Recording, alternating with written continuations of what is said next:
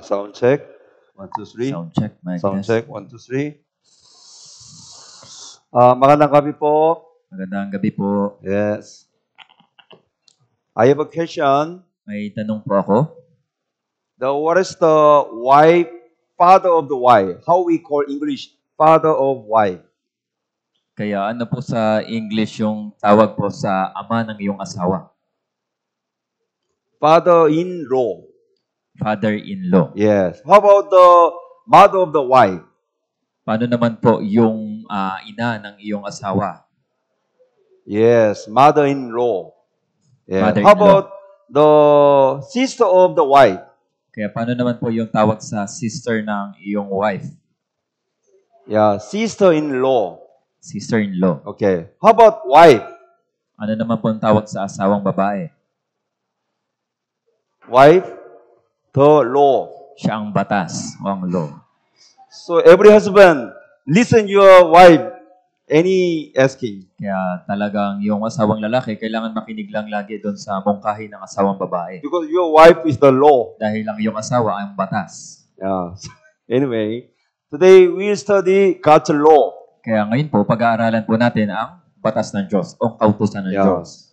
So we'll check ourselves by the God's law. Kaya susuriin po natin yung ating sarili sa kautusan po ng Diyos. Yeah, so listen well. So because today is very important, we study very important topic, our spiritual condition. Kaya makinig po tayo na mabuti dahil pag-aaralan po natin yung ating spiritual na kalagayan. Okay, people start. Let's pray together. Bago tayo mag-umpisa, tayo pong lahat ay manalangin. Our holy and merciful Heavenly Father God, thank you so much attending the church, attend the Bible seminar. Banal at mahabagay naming Amang Diyos na nasa langit, maraming salamat po dahil naka-attend po kami ng Bible seminar.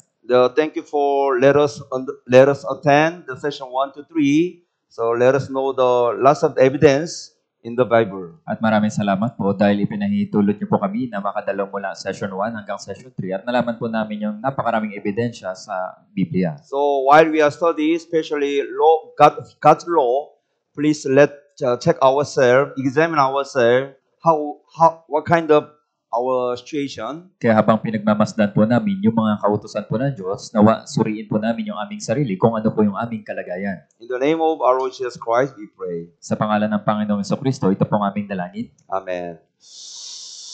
Okay. This is the first verse, Ecclesiastes chapter 12, verse 13. Para po sa ating unang talata, mula po sa Ecclesiastes chapter 12, verse 13. So I will read it. Ito ang wakas ng bagay, lahat ay narinig. Matakot ka sa Diyos at sundin mo ang kanyang mga utos, sapagkat ito ang buong katungkulan ng tao. Yes. We already, until yesterday, we learned lots of the topic, creation, evidence, historical evidence, and history of Israel. Kaya magpasimula po mula unang araw, marami tayong pinag-aralan, kagaya po ng paglikha at yung kasaysayan, yung mga ebidensya at mga propesiya. We already learned the lots of the evidence. So, in your heart, you already believe Bible is 100% Word of God.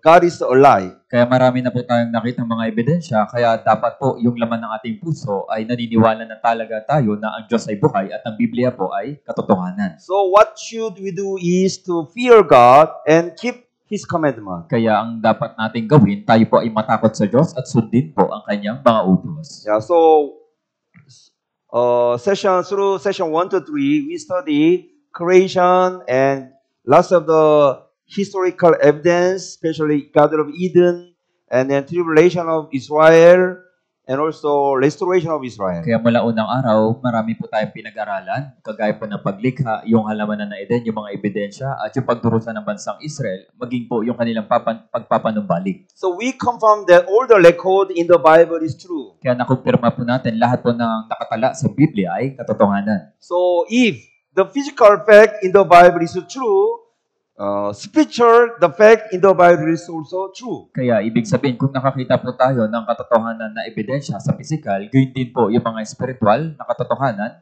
ay mangyayari o katotohanan. So, especially today and tomorrow, we study spiritual fact. Lalong-lalo na po ngayon at hanggang bukas, pag-aaralan po natin yung mga spiritual na katotohanan. So, especially, according to the Bible, if there's a any kind of kasalanan in our life will be judged by God and then will go inferno. Alinsunod po sa Biblia, kung yung ating buhay ay may matagpo ang kasalanan, tayo po ay dadalhin doon sa impyerno. So checking our spiritual condition before Lord, it is so important. Kaya napakahalaga po na suriin mo yung spiritual mong kalagayan sa harapan po ng Diyos. That even though you are Christian or you attend the church more than 20 years, even your high position in the church, it does not matter for your salvation. Kaya bagamat sinasabi mo na Kristiyano ka na, nagsisimba ka na sa loob ng 30 taon sa iyong simbahan at meron kang posisyon, hindi po yun mahalaga sa iyong kaligtasan. Yes.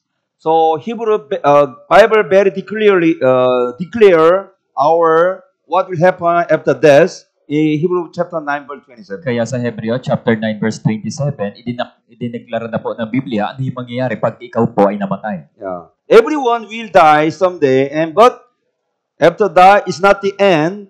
You will be stand before judgment of God. Kaya palang araw, ikaw po ay mamamatay at hindi lamang po doon yun natatapos, kundi haharap ka po sa paghukom ng Diyos. The problem is, if you are not ready for the next world after death, so you'll be scary, you'll be embarrassed. Kaya ang problema, kung hindi ka po handa doon po sa kabilang buhay, magkakaroon ka po ng kahihiyan sa harapan po ng Diyos. The Jesus said, after death, we will resurrect it with our body on it. Kaya sinabi po ng Diyos dito sa Biblia, pag tayo po ay namatay, muli rin po tayong mabubuhay. So if you die, your body will be rotten in the tomb with the soils. Kaya kung tayo po ay mamatay, yung ating katawan po ay mabubulok at babalik po doon sa alabok ng lupa. But your spirit will go some special place, the Hades or paradise. Pero yung espiritu mo ay mapupunta po doon sa espesyal na lugar, yun po ay sa Hades o sa Paraiso. But Hades is the place for the person who are not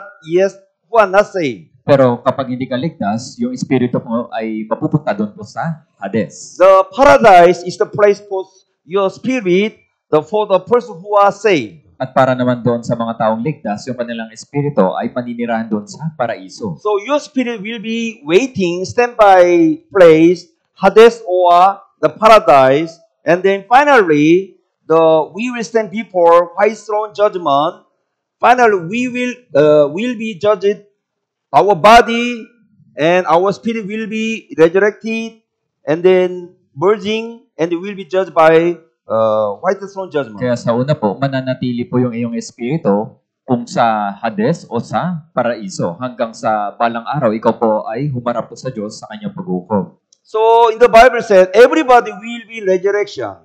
Kaya gaya po ng sinabi sa Biblia, lahat po tayo ay muling mabubuhay. But there are two kinds of resurrection. Resurrection of the life or resurrection of the condemnation. Kaya may dalawang uri po ng pagkabuhay. Una po, yung pagkabuhay mula sa buhay at pangalawa po, yung pagkabuhay sa kapahamakan. But person who are saved, you will be experience resurrection of life. Siyempre po, yung mga taong ligtas, sila po ay magkakaroon ng muling pagkabuhay tungo sa buhay. The person who are not saved, person who are not being born again, you will be experience the resurrection of the condemnation. Pero kapag hindi ka po ligtas, mararanasan mo po yung muling pagkabuhay tungo sa kapahamakan. So anyway, you should be ready after Kaya death. ang bawat isa po ay kailangan maghanda pagkatapos ng kamatayan. Yeah, what will happen after death? Ano yung mangyayari pagkatapos ng kamatayan? Yeah, still looks like you are very young, still strong. Kaya sabihin na natin na kayo po ay malalakas pa at mga bata pa. But when you look at this picture, you will be someday getting older and older. Kung gaya po ng larawan, balang araw kayo po ay tatanda ng tatanda. But how about your spirit? Your spirit didn't getting older and older. Kaya paano naman po ang espiritu? Ang espiritu po ay hindi po tumatanda. Yeah. But someday, anyway, will be die or patay. Ngayon pa man, balang araw, ikaw po ay mamamatay. The problem is after death. Ang problema, What happens? meron pong buhay pagkatapos po ng kamatayan. So everybody will stand God's judgment. Kaya bawat isa po sa inyo ay haharap po sa paghukom ng Diyos. But if you don't have any kind of sin in front of Lord, of course, you will go langit. Siyempre po, kapag wala kang kasalanan sa harapan po ng Diyos, mapupunta ka ng langit. But if you have even tiny sin you have after death, you will be judged by God and you will go inferno. At pero kapag naihayag po, pagamat napakaliit lang na kasalanan sa harapan po ng Diyos, dadaling ka ng Diyos sa impyerno. So you should ask yourself, how about now? If you die tonight, where can you go? Kaya tanungin mo yung iyong sarili, kamusta ka kaya kung mamatay ka ngayong gabi? Saan ka mapupunta? You may not answer, oh, Pastor, I can go heaven. Kaya maaari masabi mo na, Pastor, kaya kong makapunta doon sa langit. If you sure, you can say, I'll go heaven. You are very lucky. You are so peaceful. But Kaya, if you don't say, I will go heaven, you will be scared. Kaya kung sigurado ka, meron kang kapayapaan at makakasagot ka ng makakapunta ka sa langit. Pero kung hindi, meron kang takot. Actually, if you have a severe disease, you will be checking by the doctor, examined by Kaya, di ba doctor. po, kapag meron tayong seryosong sakit, kailangan natin magpasuri sa doktor. So if you have a cancer, you have a stomach cancer, and then doctor will say, oh, your cancer will not be operated by a special doctor. You will be die after 1 month. Kaya paano kaya pag napag-alaman mo na meron kang cancer sa tiyan at sinabi sa iyo ng doktor na 1 buwan na lang ay mamamatay ka na. But even though you have a stomach cancer, your cancer will be removed by the special doctor, expert doctor. You will be survived. Kaya sabi pa ng doktor, kung merong espesyal at magaling na doktor na kaya magtanggal ng iyong cancer, maaari kang mabuhay. So we are same. Kaya We parehas have din each po. one of us. We have a sin cancer. Kaya bawat isa po sa atin, meron po tayong cancer na kasalanan. So what's the sin? So each one of us, we have our own cancer based on according to the Bible, sin cancer. So if you are not forgiven, your sin was not forgiven by God, we're going there. Kaya base po sa sinasabi ng Biblia, meron tayong cancer na kasalanan. Kaya kung hindi ito malulutas, tayo po ay dadalhin ng Diyos sa impyerno. So someday, have you ever experienced stand before the court? in the Kaya Philippines? naranasan niyo na po bang tumayo doon po sa hukuman? Even though you don't have any kind of sin, but if you stand before court, you will be scared. Kaya di ba po kahit na hindi naman tayo lumabag o nagkasala, meron tayong takot pag nandun po tayo sa hukuman. So everybody will stand before God for judgment. So God will check everyone, each one of us, your sin. Kaya bawat isa po sa atin, haharap po tayo sa paghukom ng Diyos pagkatapos po ng kamatayan. Yeah. And then finally, if you agree, oh Lord, I am a sinner. I'm a sinner. I have a lots of maraming, I have a sin. At may hayag po yung ating kasalanan at sasabihin mo na, Panginoon, marami akong nagawang kasalanan. So if you confess people, Lord, like that, I am a sinner. I have a maraming sin. Of course, your destination is the eternal lake of fire. Kaya nga, pagharap mo sa Diyos, kapag sinabi mong nagkasala ka, dadalhin ka ng Diyos doon po sa walang hanggang pagkawasak sa impyerno. So first, we should check what's the definition of the sin. Una, kailangan natin maunawaan ano ba yung kahulugan ng kasalanan. Yes.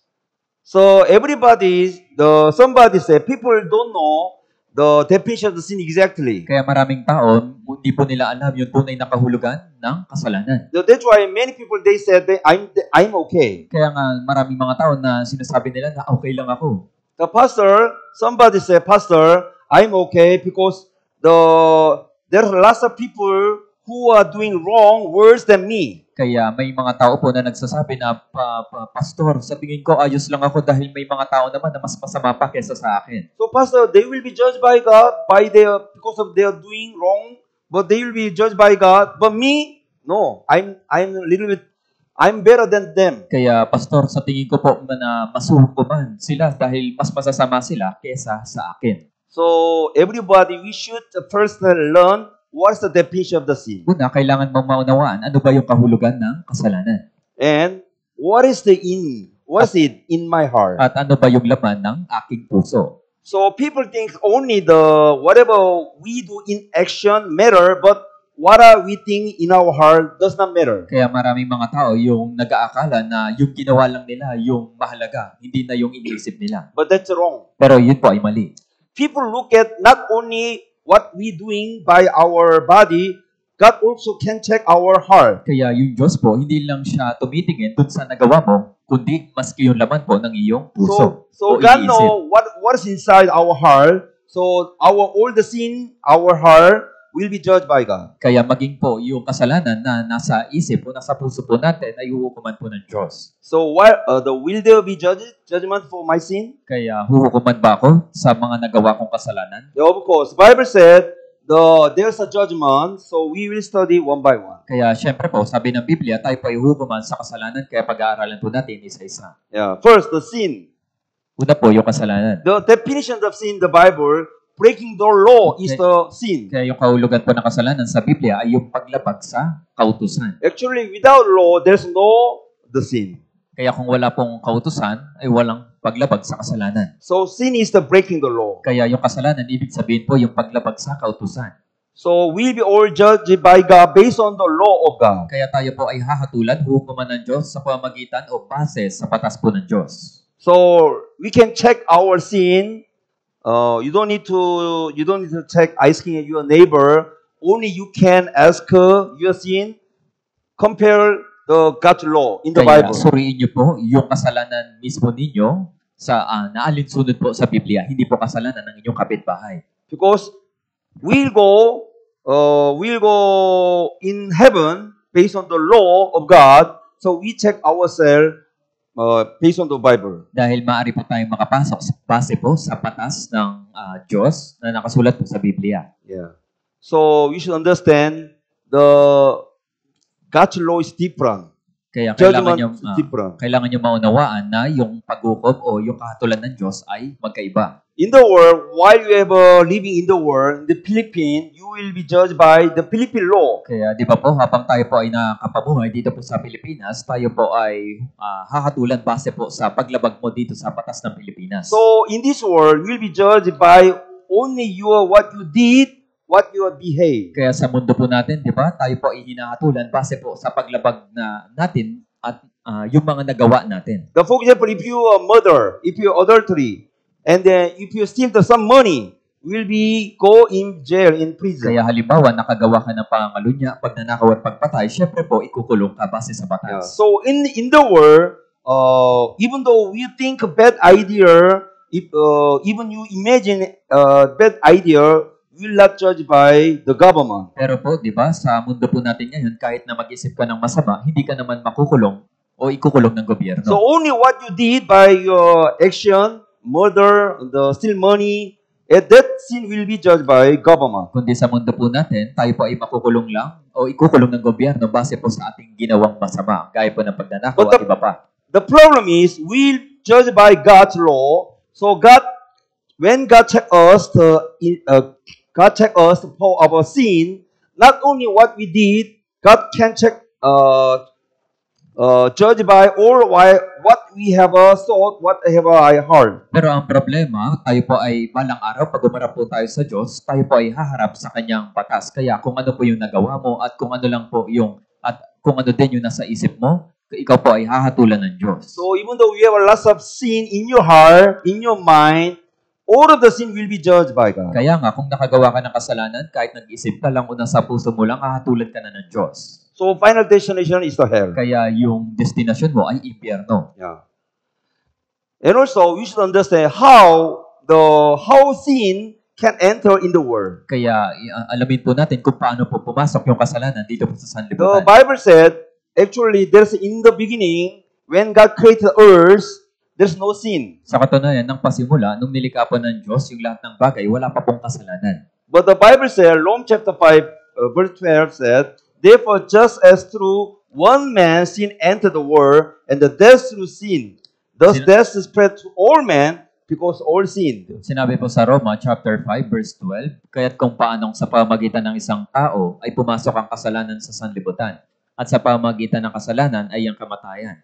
At dumating sa lahat ng mga taong kamatayan sapagkat ang lahat ay nagkasala. Who is the isang tao? Kaya sino po yung isang tao? Yeah, Adam. Yan po si Adan. First ancestor of the all humankind is Adam. Kaya yung lahat ng ina po ng lahat ng tao ay si Adan. Because of the Adam, all men who are living in the world receive the sinful nature from Adam. Kaya nga dahil tayo po ay galing kay Adan, lahat po ng tao ay namana po yung likas na pagkamakasalanan. So everybody, since born, we are sinner. Kaya nga simula ipinanganak po tayo po ay makasalanan. So since we born, we receive the same sinful nature from Adam. Kaya simula ipinanganak po tayo po ay meron ng likas na pagkamakasalanan.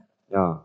When God created the world, God asked to Adam, you can eat everything, every fruit from on the Garden of Eden, but God not allowed to eat only the one fruit of tree of knowledge of the good and evil. Kaya nang nilikha po ng Diyos yung mundo, nag-uutos po yung Diyos dito po kay Adan na malaya silang makakakain ng anumang punong kahoy ng bunga. Huwag lamang nilang kakainin yung punong kahoy ng pagkakilala ng mabuti at masama.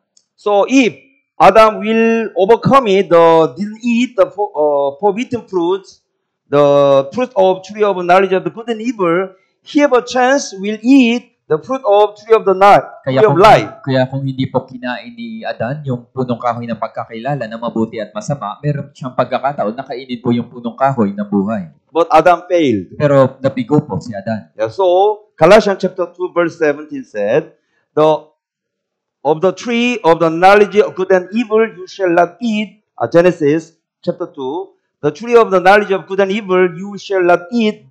For eat that day you eat of it, you shall surely die. Sinabi po sa Genesis chapter 2 verse 17, subalit mo lang sa punong kahoy ng pagkakilala ng mabuti at masama ay huwag kang kakain. Sapagkat sa araw na ikaw ay kumain niyon, tiyak na mamamatay ka. So what do you think? It is a very difficult question or easy question? Kaya sa tingin niyo po ba ay mahirap o madaling utos po ba ito?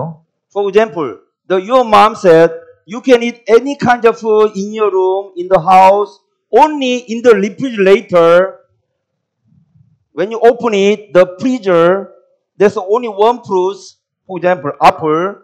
Don't eat only this fruit, and then you can eat everything. Kaya halimbawa, si nanay nagutos sa'yo na, o anak, lahat ng pagkain dito sa bahay at sa kwarto mo at sa ref ay makakain mo. Huwag mo lang kakainin yung mansanas. So what do you think? Is it difficult or easy? Kaya ano po sa tingin ninyo? Madali po ba o mahirap? Because you can eat every fruit, every food. Siyempre po, malaya tayo makakain ng anumang bunga. But why you are very curious to the taste in the freezer, in the apple? Why? Because you have a hard disobedience. Pero bakit po tayo pero bakit po natin kinain yung mansanas? Dahil tayo po ay may pagkamasuwain. So just like that, Adam got allowed to eat every kind of fruits, everything. Si Adan po, malaya siyang makakain ng anumang uri ng punong kahoy ng bunga doon po sa halamanan ng Eden. Only one tree, the fruit of the one tree, forbidden the tree, only one tree God not allow it. But he tempting by Satan, of course. But he chose by himself, by his will, he took it, forbidden fruits. And then he committed sin. Kaya tanging isa lamang po yung pinagbabawal sa kanya na huwag kainin, yun po yung pinagbabawal na bunga, ngunit nabigo po si Adan, kundi siya po ay tinukso ng ahas, kinain niya po.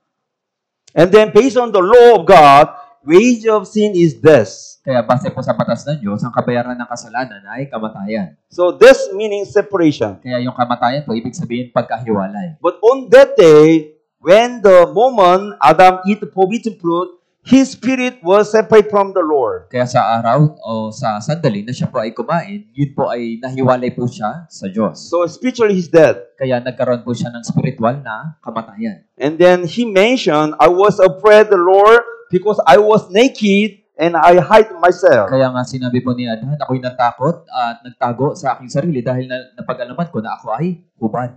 So it is the symptom of the committing sin. Kaya yun po yung naging resulta ng paggawa nila ng kasalanan. So everybody, all human being, we are sinner because one person, first ancestor, Adam. Kaya lahat po kayo, lahat po tayo ay makasalanan dahil meron lamang po tayong iisang ama. Ito po si Adan. And then from the beginning to the last person, we are all descendants of Adam. Kaya mula po sa pasimula hanggang sa katapusan na mga taong ipapanganak, lahat po yan ay pakasalanan. But somebody asking the question, oh, Pastor, it's unfair. Why? Because only one person committing sin. How can we are sinner? Because of the one person committing sin. Kaya may mga tao po na nagsasabi na, Pastor, parang hindi ata patas dahil sila naman yung nagkasala. Isang tao lang, nadamay lang kami.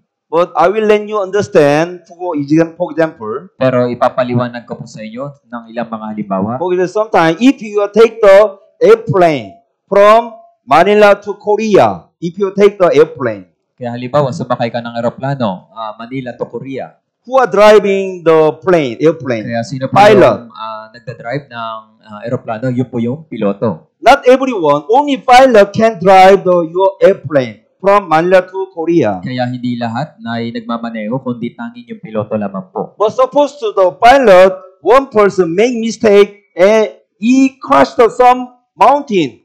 And what will happen? Only pilot will patay or everyone who take the airplane will be patay. Kaya paano po kapag yung piloto ay nagkamali? Yung lahat po ba ay mamamatay o tanging piloto lamang po?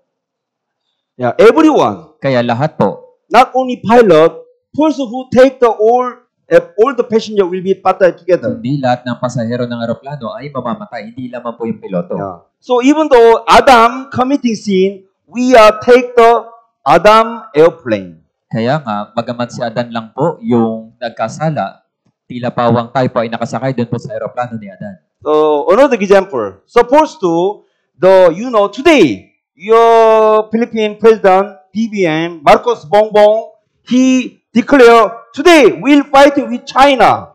So every soldiers will attack China. He declare in the news, breaking news. Kaya isa pang halimbawa, paano po kaya kung si President Bongbong Marcos ay nagdeklara na tayo po ay makikitigma doon po sa China? Even though you don't want to fighting, you don't want to in the war, no choice. It's not up to you. Kaya, but because your president already decided fighting with China, or every Filipino, we should fight with China together. Kaya bagamat ayaw po natin makipaglaban o makipagdigma, wala po tayo magagawa dahil ang ating presidente ay nagdeklara ng pakikipaglaban. Because your president, PBM Marcos Bongbong, is the representative of the Philippines. Dahil si President Bongbong Marcos yung kinatawan ng Pilipinas. So even though one person representative of Philippines will decide it, we should be all included. Will be all involved the war. Kaya nga, kung yung isang tao ay kinatawan ng ating bansa, kailangan po natin doon makilaho. So, we should understand, even though one person, Adam, our first ancestor, will committing sin, he become a sinner, we are all sinner. Kaya kailangan nyo pong maunawaan na bagamat si Adan lang po yung nagkasala, gayon pa man, yung manggagaling po kay Adan ay meron pong likas na pagkakasala o magiging makasalanan. Yeah, so don't misunderstanding. Somebody saw, because of the committing sin, we are sinner, is wrong. Kaya wag po kayo magkaroon ng maling pagkaunawa na kaya ka naging makasalanan dahil gumagawa ka ng kasalanan. Hindi po. From the beginning, since born, from our baby, in the time of the baby, the moment we are baby, we have a sinful nature. So we can committing sin. Kundi sanggol pa lamang po tayo o kapanganakan pa lamang po tayo na po ay merong likas na pagkamakasalanan. Makasalanan na po tayong ipinanganak. Yes. So committing sin is equal disobedience. Kaya nga yung paggawa ng kasalanan, ibig sabihin po ay pagsuway. Because Adam showing disobedience based on word of God is a sin. Dahil po si Adan na nagpakita ng pagsuway, yun po ay kasalanan. That's why the wage of sin is death. Ang kabayaran ng judgment. kasalanan ay kamatayan. Yun po yung hatol. That's why all of the phenomenon was appear, the sorrow, the pain in your life, and the curse, and the death, suffering in our life. Kaya nga dumating po sa atin yung pagdurusa, yung sakit, yung sumpa, at yung kamatayan. For example, if you take the cough, the rolling noise, and then very severe suffering, chilling, any kind of symptom will be appear. Kaya halimbawa, yung ubo, sipon, at yung lagnat. So main cause is a cough. Kaya yung pinakapangunahing cause ay yung ubo. Yeah, that's why the wise from the beginning committing sin by Adam, all of the world affected. Kaya nga dahil po sa ginawang pagkakasala po ni Adan, lahat po ng tao ay apektado. Yes. And then so between the God and Dios and ako, there's a lot of kasalanan. Kaya sa pagitan mo at ng Diyos ay napakaraming kasalanan. Yeah. Only person who forgiven by the God can go eternal heaven. Kaya mga tao lamang po na napatawad ng Diyos yung makakapasok doon po sa langit. But if your sins, all of sin will not be forgiven by God, there's no choice, no chance. Kapag yung kasalanan mo ay hindi napatawad, ikaw po ay may paglalagyan. The to be saved equal to be forgiven by God. Kaya yung maligtas, ibig sabihin po, yung mapatawad po ng Diyos. Yeah, so main issue, your kasalanan. Kaya ang pinakapangunahing problema, yung kasalanan. Okay, one more thing. Look at this. It is a one fruit seed. Kaya isa pa pong bagay, ito po ay isang binhi. But you don't know what kind of seed. Pero hindi pa natin alam kung ano pong uri ito ng bunga o ng binhi. And then you cultivating and planting the seed, and Tapos then give the waters. Nagbungkal ka, itinanim mo at diniligan mo. This seed will grow well. At ito pong binhi ay lumago. And then finally, you can to get the fruits of this tree. At di kalaunan, ito po ay magbubog at magbubunga. What kind of fruit? The producing. Kaya ano pong uri ng bunga? Apple. Mansanas. Actually, the apple fruit was already decided from the seed. Sa katunayan, siya po ay binhi ng mansanas. Sa pasimula pa lamang. Even though you want to the manga fruit, there's no choice because from the seed already decided. This seed is the apple seed. Kaya kahit na gustuhin mo maging mangga, hindi po maaari dahil siya po ay binhi ng mansanas. Yeah. From the baby, we are also same. Since born, our seed is a sin seed. Parehas din po sa atin. Simula tayo po ay pinanganak, meron po tayong binhi ng kasalanan. Sin seed meaning is a sinful nature. Kaya binhi ng kasalanan, ibig sabihin, likas po sa atin yung nagkakasala. Because each one of us, we have a sin seed, sinful nature. So, araw, when you grow up, your sins will be grow and you committing sin. Kaya nga dahil tayo po ay nagmula sa binhi ng kasalanan, meron po tayong likas na pagkakasala, kaya nga tayo gumagawa ng kasalanan. So from the beginning, from the baby, you are sinner, and then committing sin araw-araw. Kaya mula po sanggol tayo, meron tayong likas na pagkamakasalanan at hanggang ngayon tayo po ay gumagawa ng kasalanan. For example, my surname is Mr. Park. Kaya halimbawa, yung surname ko po ay Mr. Park. Yeah.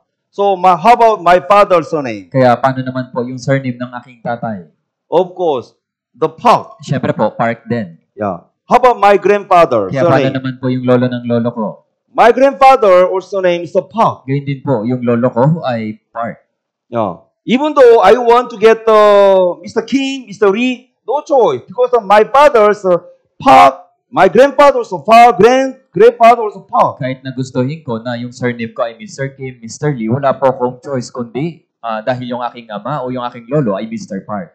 Yeah, that's why we are sinners since born because Adam is the representative of the sinner. Kaya bakit po tayo naging makasalanan mula kapanganakan? Dahil meron po tayong iisang ina po na si Adan. So all of the descendants of the Adam, we are all sinner. Kaya tayo po ay ina po ni Adan na makasalanan. Kaya So, nga tayo ay makasalanan. From the beginning, sinful nature, we deceive.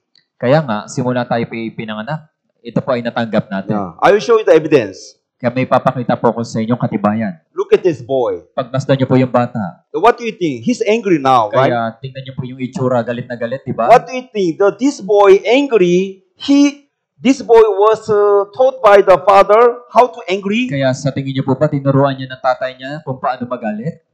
Come here, James, come here. Kaya James, halika nga dito. I will teach you how to Kaya angry. tuturuan kita magalit, ha? No, Hindi po. don't need to teach the angry. Kaya hindi mo na kailangan turuan sila na Look magalit. at this. Wow, very natural. Yeah, Hey. Kaya pagmasdan niyo po yung bata, talagang galit na galit, di ba? Yeah. Everyone, even the baby, easily can angry. Kaya lahat po, kahit sino, maski bata, ay nagagalit. Yeah, because every person, even from the baby, we have a simple nature. Nobody teach angry. We can easily can angry. Dahil lahat ng tao mula pagkabata ay nagkakasala. Kaya nga natural na tayo po ay nagagalit. But you may experience, for example, there's a lot of the auntie. So you may, in the baby, whose auntie like me? Whose auntie hate me? This auntie give me money, very nice. This auntie didn't give me money. Kaya di ba po, nung tayo pa ay bata, pinagmamasdan po natin yung ating mga tiyahin kung sino po yung lagi nagagalit at nagbibigay ng pera. Yeah. Even though naturally, even though you are not learned from the parents, from the teacher, naturally you showing you're angry. Kaya They simple nature. natural po, kahit na walang nagturo sa atin, maski po yung ating magulang, natural po na tayo po ay nagagalit. Yeah.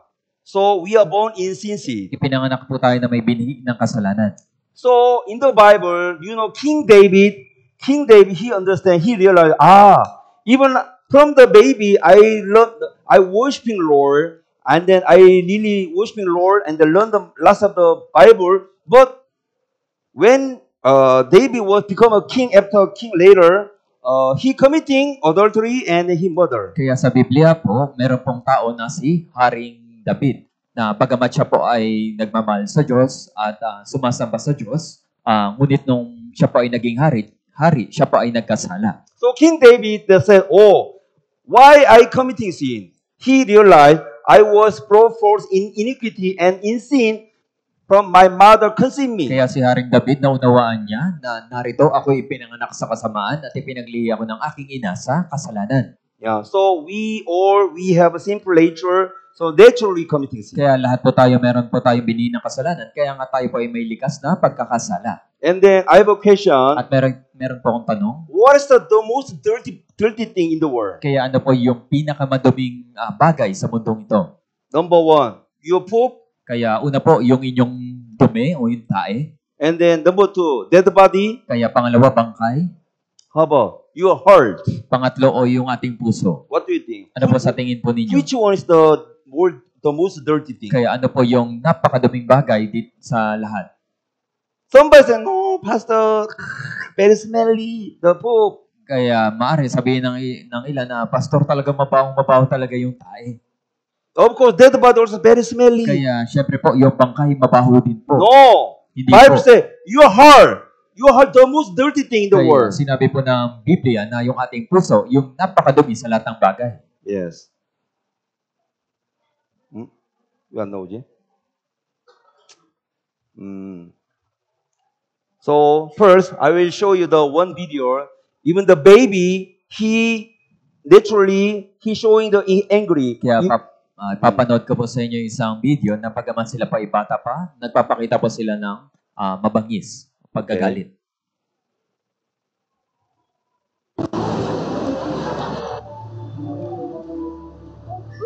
먼저 먹은 동생이 오빠의 햄버거 귀퉁이를 뜯어먹습니다. The younger sister want to take some little bit bread. Kaya yung batang babae ay nais niya lang kumurot doon po sa pagkain. The look at what happened. Kaya pagmasdan niyo po, ano yung nangyari? Don't touch my bread. Kaya wag mo kang hawakan yung tinapay ko. 박민아, 태연이 그럼 아프지? 기다리면 안 돼. So delicious. Give me.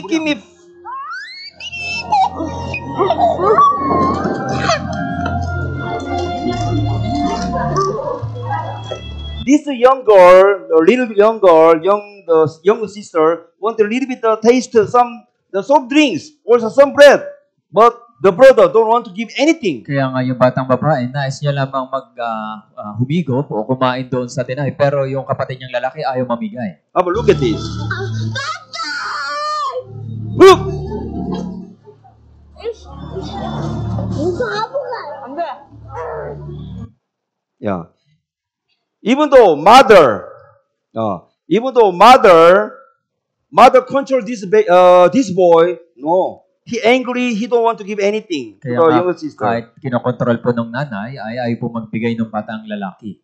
Actually, the learning, listening lessons from the parents, useless. Kaya naging walang kabuluhan po yung mungkahi ng kanyang magulang. Because we have a simple nature, naturally, we can angry, we can steal some money from others, even though we didn't learn anything else. Kaya nga, bagamat walang nagturo sa atin, dahil meron tayong likas na pagkakasala, tayo po ay gumagawa ng kasalanan. Yeah. So why is the sin? Kaya ano po yung kasalanan? Yeah. We have maraming, not only simple sin, we have a maraming sin. Kaya lahat po tayo, napakarami po nating kasalanan, hindi lamang po simple yung ating pagkakasala. So everything from our wicked heart, dirty heart, comes from. Kaya nga, mula po, lahat ng karumihan po natin ay nagmumula sa ating puso. Yeah. So the Bible said, not your poop, not your dead body, your heart was the most dirty thing. Kaya nga sinabi ng Biblia na hindi po yung ating dumi, hindi po yung bangkay yung napakadumi, kundi po yung ating puso. Okay, Jeremiah chapter 7, I will read it. Ang puso ay mandaraya kaysa lahat ng bagay at lubang napakasama, sinong makakaunawa nito? Akong Panginoon ang sumisiyasat ng pag-iisip at sumusubok ng puso upang ibigay sa lahat ang ayon sa kanilang mga lakad, ayon Yes. sa bunga ng kanyang mga gawa. Yes, it's correct. Kaya ito po ay The katotohanan. heart that is deceitful above all things. Sabi po, ang puso ay mandaraya kaysa lahat ng bagay. Our heart is desperately the wicked. Sabi po, at lubhang napakasama. Who know it? The Lord, Father God. Kaya He sino knows makakaunawa our nito? heart. Akong Panginoon, Yeah. ang sumisiyasat ng pag-iisip. Already God know our heart, how dirty in our Kaya heart. alam po ng Diyos kung gaano napakadumi ng ating puso. So for example, look at this. Halimbawa, ito, There's a two kind of cup. may dalawang uri ng baso. There's a paper cup and a mug cup. Meron pong mug cup at paper cup. So if we want to drink the water, what kind of cup do you Kung want? iinom ka ng tubig, ano pong baso yung nais ninyong gamitin? Well, maybe all of us, you want to use the beautiful cup, mug cup. Kaya maaari, lahat po kayo ay piliin po yung mug cup. Because the mug cup is more beautiful than paper cup. Dahil po yung mug cup ay mas magandang gamitin. But what if, when you look at inside the mug cup, there's many dirty things. Ngunit sa loob po ng baso ay napakaraming maduming bagay. Still, do you want to drink water with the mug cup? No. Iinom ka pa rin po ba doon po sa mug cup? Hindi po. Because your mind will be changed. Dahil magbabago na yung inyong isip. You don't want to use the mug cup. Ayaw nyo nang gamitin yung mug cup. Because the mug cup is so dirty. Dahil madumi. You're right. So, even though when you look at each other, look at human, you may see you are so kind, you are so good, but in the eyes of God, we are dirty. Kaya nga, kapag pinagmamasdan po natin yung ating kapwa, yung ating sarili, talagang tayo po ay mabubuti at mabait. Pero po sa Diyos, hindi po. Tayo po ay madumi. But especially when I look at, wow, Kabite, wow, why you are so maganda? Why Kaya so lalong-lalo na po, pag papa? pinagmamasdan ko po, yung mga tao dito sa Cavite, talagang napakagwapo, napakaganda. Ivan, agree? Yeah. Why you are all very Kaya nice? bakit po mukhang mabuti po kayo? Looks like very kind. Kaya talagang ang babait po ng itsura ninyo. Yeah, I can say you are all kind and good, but in the eyes of God, your heart not be kind. You are all very wicked. You are corrupted.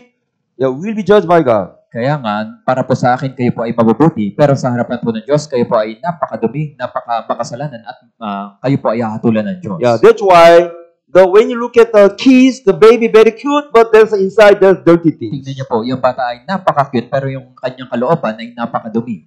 Yeah, even when you look at this kids, very small girl, very cute, Kaya but bagamat itong, inside her heart, there's dirty things. maski ito pong batang babae ay napaka-cute, pero sa kanyang kalooban ay merong maruming bagay. How about, are you agree? Sangayon po ba kayo? Yes, of course. Siyempre po. We are all dirty. Lahat po kayo ay napakadumi. Even though religion leader, look at this. Kaya tingnan niyo po itong relihiyosong pinuno. So looks like very holy. Kaya talagang banal na banal, di ba? Because appearance, and then he praying, araw-araw, and he doing donation. Sometimes he fast in the charity service, worshiping.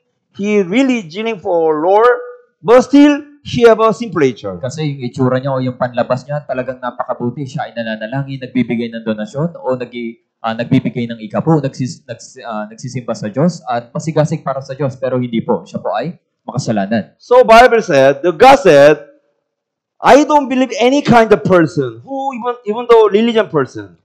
Kaya nga yung Diyos ay hindi po nagtitiwala sa mga tao. Everyone- Maski relihiyosong tao. Everyone we have a simple nature. Dahil lahat po tayo, meron po tayong likas na pagkakasala. So the Bible says, if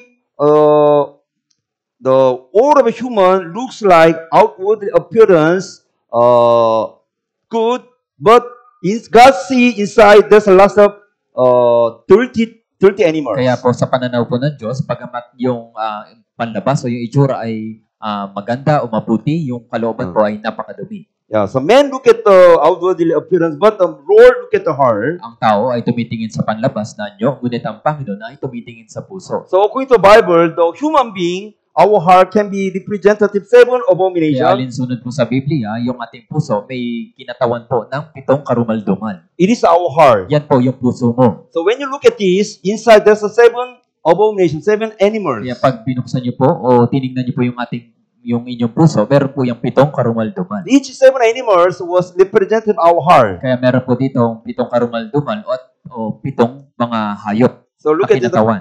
peacock and the goat, pig and turtle, lion and snake and the frog.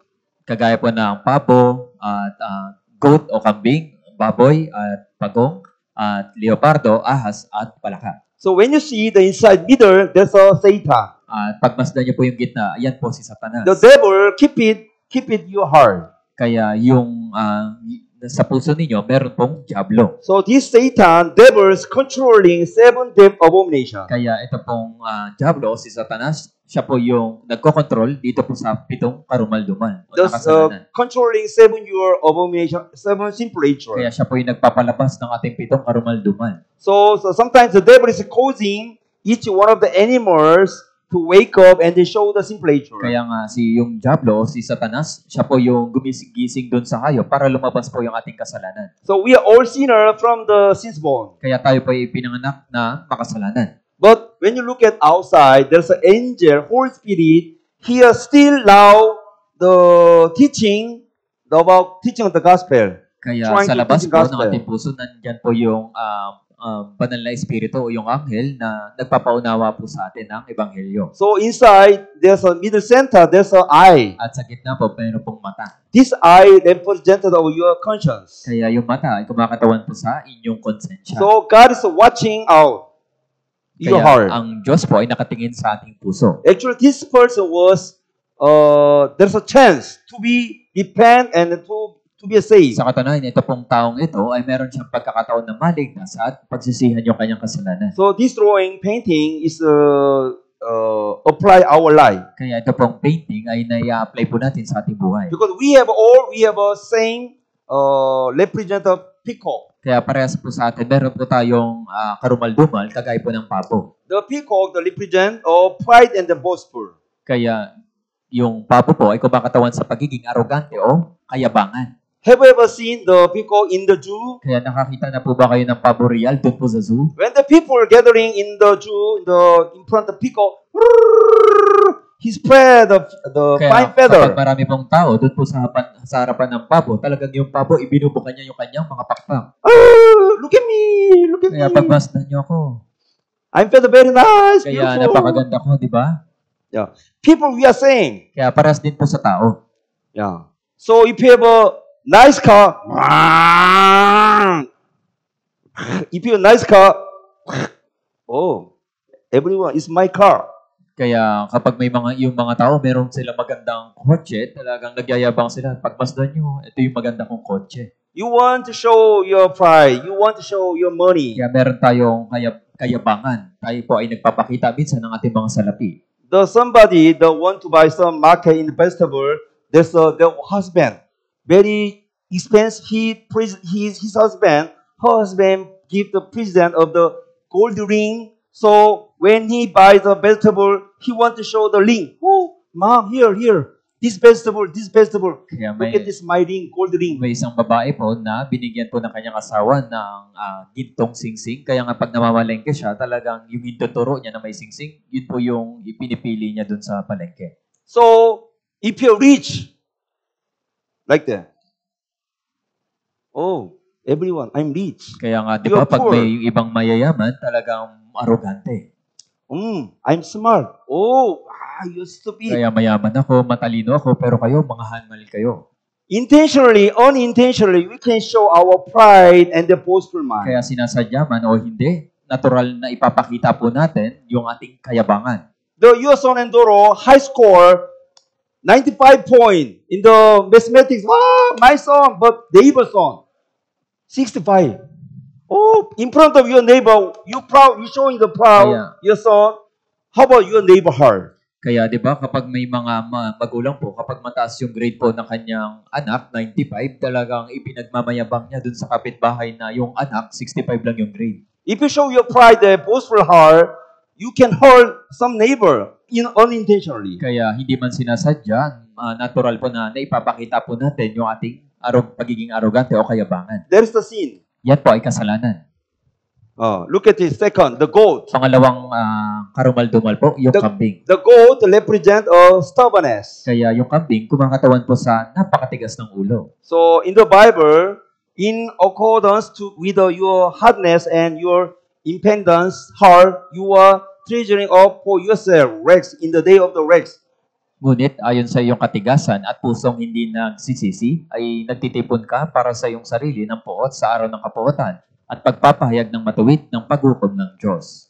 Every person who attend the Bible seminar, they heart was moving and should be changed, humble, but still very hard. Didn't change. They don't want to repent.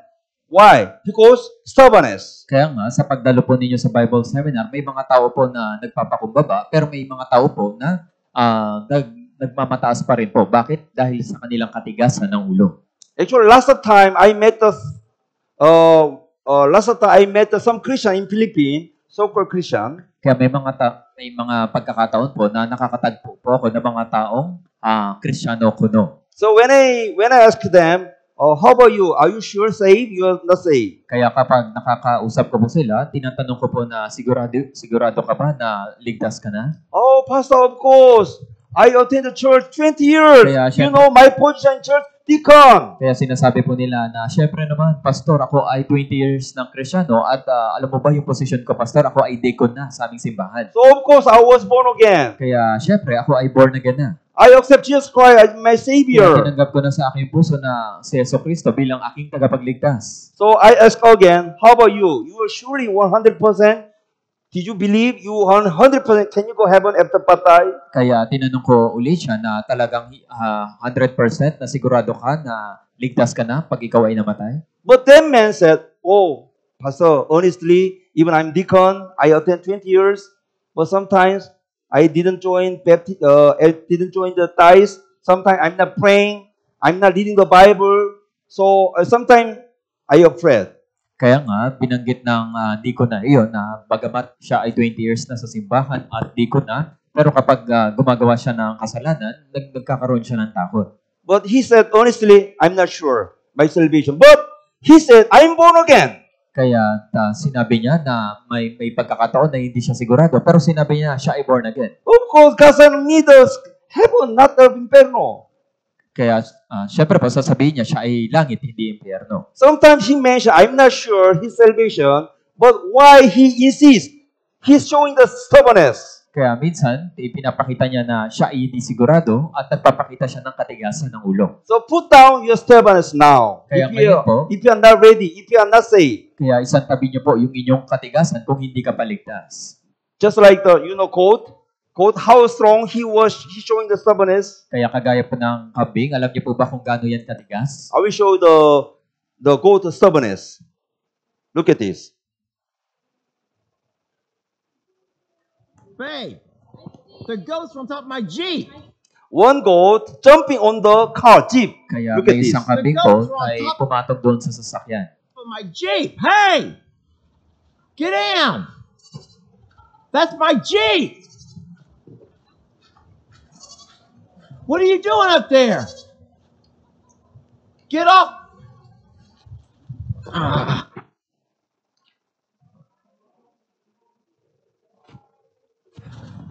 Get down! How did you get up there? Come down! No. Get down! No. Come here. Eh, Come here to me. No. Shirley, Oh. I got you. Now, come on, Huck. Come here, little boy. Now, you gotta stay down. Later, this goat jumping again in the jeep. Why? Stubbornness. Kaya maya-maya, yung kambing po pumatong na naman sa jeep. Bakit po? Matigas ang ulo. That we are saying, Parehas din po yan sa inyo. your father must say, don't do it. No. Sabi- You want playing game again, Kaya again, sinasabi again. ng nanay at tatay, huwag mo nang ulitin, pero naglalaro pa rin yung mga bata. You have to study, you should study now. Kaya mag-aral ka na. You just pretend to study, but when your father go out, your mother go out, no more study and then playing and watching TV. Nagpapanggap ka lang nag-aaral, pero kapag lumabas na si nanay at si tatay, nanonood ka na ng TV. Yeah. Also, what about the goat representative lustful Kaya mind. isa pa po, yung kambing, kumakatawan po siya sa pagiging mahalay o mapagnasa. So when you look at other animal, eyes of the other animal, their eye was not the same like goat. Kaya pag pinagmasdan niyo po yung mga hayop, ay meron siyang, yung mata po ng kambing ay lubos na kaiba sa ibang hayop. Though any kind of the animal, the eyes was just like that. But Kaya yung this goat, karamihan po sa mga hayop, ganyan po yung paningin o look at yung this, mata. like that. Pero ito po yung sa kambing. Just like that. Lust flies. Kaya Okay, look at this. mapagnasa. So different, right? Kaya ibang-iba, di ba? Yeah. Every human, we have a lustful eyes, lustful mind. Kaya bawat tao po, meron po silang mapagnasang puso o may kahalayan. Look at this man. Kaya tingnan niyo po itong lalaki. He have also lustful mind. Kaya meron po siyang mapagnasang pag-iisip. If there's a special, the X-ray machine checking the inside the heart, maybe his heart was showing the lust of the lustful mind. Kaya kung merong special na x-ray na maaaring makita yung puso ng lalaki, ganito po yung lalabas sa kanyang puso. Actually, nowadays, internet, smartphone, and the TV show, movie, all the lust of the mass media getting more adulteries. Kaya sa panahon po natin ngayon, maski sa TV, sa internet, at sa social media, marami pong lalabas na mga kahalayan. That's why somebody said, if the man could make the woman pregnant with your eyes, all the women in the world will be pregnant. Kaya nga may nagsabi kung yung mga babae ay maaaring mabuntis kung sa pamagitan po ng pagnanasa ng mga lalaki. So who can say, I'm the innocent from especially sexual sin? Kaya sino pong magsasabi na siya ay inosente mula po sa sexual na kasalanan? Nobody can say, I'm very innocent for the sexual sin. Kaya walang sino mang tao yung makakapagsabi na inosente ako pagdating sa sexual na kasalanan. So how about this old man? Kaya tingnan niyo po yung matandang lalaki. What he want to look in? Kaya ano Look po at. yung nais niyang tingnan sa likod? So how can we say we are innocent? Kaya masasabi pa natin na ako ay inosente? So Bible said, you shall not commit adultery, but I say to you, whoever look at the woman to lust for her has already committed adultery with her in his heart. Narinig ninyo na sinabi, huwag kang mangangalunya. Ngunit sinasabi ko sa inyo na ang bawat tumingin sa isang babae na may pagnanasa ay nagkasalan na sa kanya na pangangalunya sa kanyang puso. So this verse mentioned, even though you didn't committing adultery by your behavior, but if you look at the woman, lustful eyes, it is adultery. Kaya sinabi po ng talatang ito, bagamat hindi mo ginawa yung pangangalunya, ngunit tumingin ka sa isang babae na may pagnanasa, nangalunya ka na sa harapan ng Diyos. So you are already committing adultery sin. Ikaw ay nakagawa na ng pangangalunyang kasalanan. So it is God's law. Yan ang patas ng Diyos. So in somebody have a sexual relationship without marriage, it is also Kaya nga, adultery. kung may mga tao po na meron silang sexual na kasalanan, yun po ay pangangalunya sa harapan ng Diyos. Especially young men, young woman, people you marriage, official marriage, we have a sexual relationship, it also adultery. Kaya lalo na po sa mga kabataan, kung meron po silang sexual na relasyon sa kanilang kapwa, yun po ay pangangalunya. I will show one video. It is all we have our heart. Kaya ganito po yung laman ng ating puso. I mean, you don't think I'm being unreasonable, do you, Alan? No, not at all, not at all. I know we're all busy. It's the same for everyone. But, you know, if we don't get this development file finished by the end of the week, then we'll never get it done. So I think if everybody pulls together and works a bit of overtime, then we'll all benefit in the long run, don't you agree? Yes. Are you listening to me, Alan?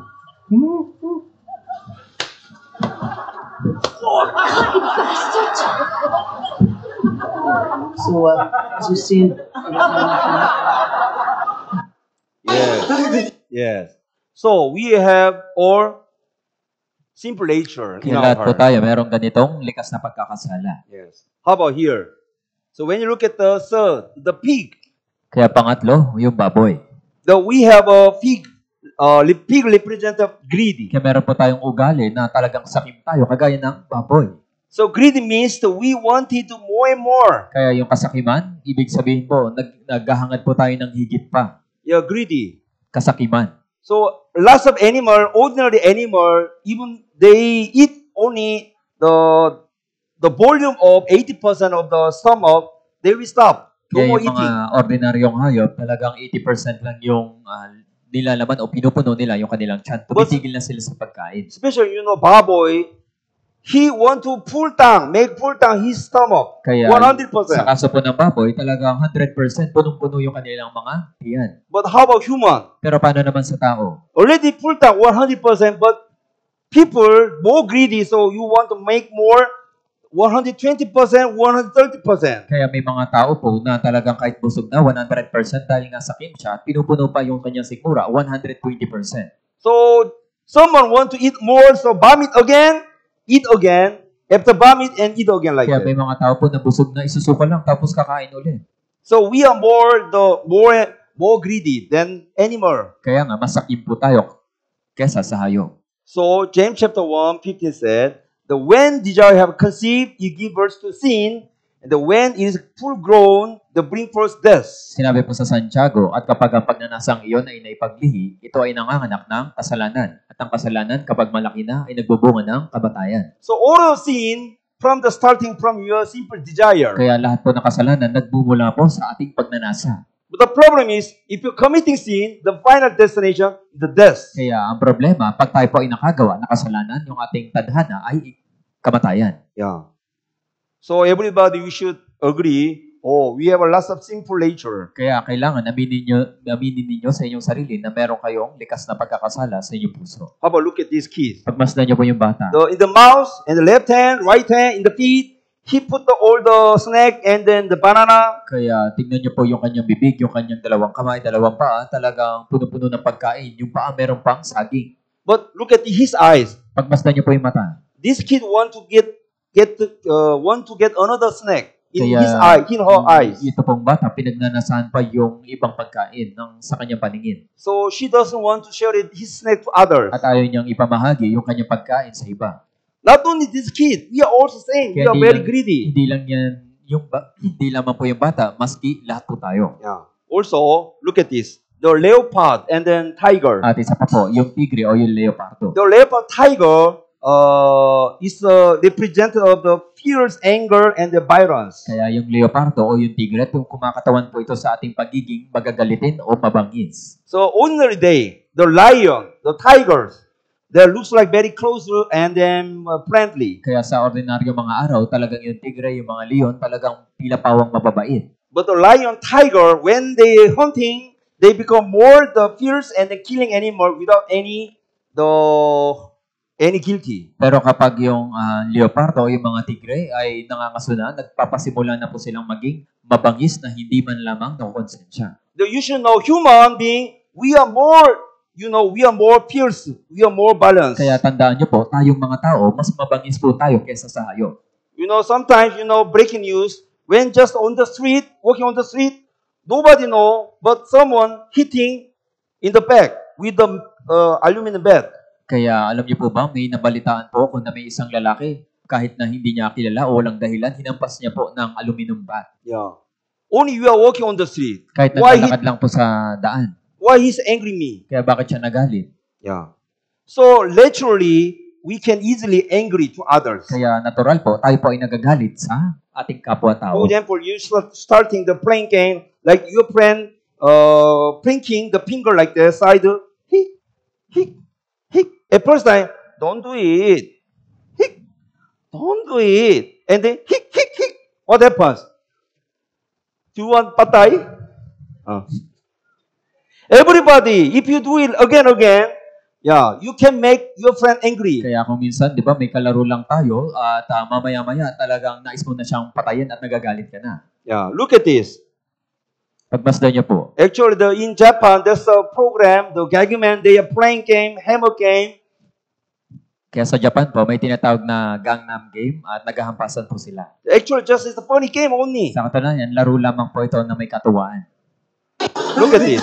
This player, they are playing just fun. Tingnan niyo po yung manlalaro. Sila po ay naglalaro.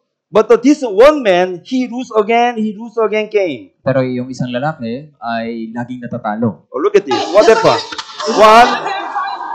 1 and 2, 3. Patay. Look at his eye. Kaya pagmasdan niyo po yung kanyang mata. It's just a game. Kaya laro lang po yan. Yeah, in the TV program. Everybody see like he's angry. Kaya programa lamang po yan sa TV, pero lahat ng tao nakita na po yung kanyang galit. He was out of mind. Kaya yan din po yung ating Yeah. We are saying, Parehas din po yan if sa you inyo. start angry, you lost your temper. Kaya kapag nagsisimula na po tayong nagalit, nawawala na po tayo sa wisyo. One other example, look at this video. Isa pa pong halimbawa, The many driver, they driving, they angry like that. kaya may mga nagdadrive po na magagalitin.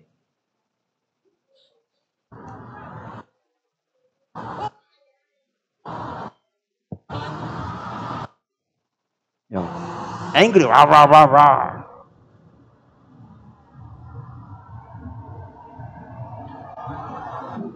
Like a cup of coffee or something. Now he's Eight. again. 8 waters. See? Threw something. That was water from a water bottle. Can you imagine? 8 shooks.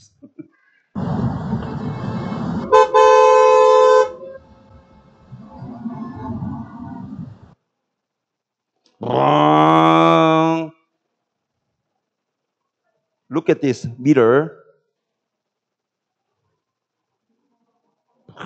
And then very angry and then follow.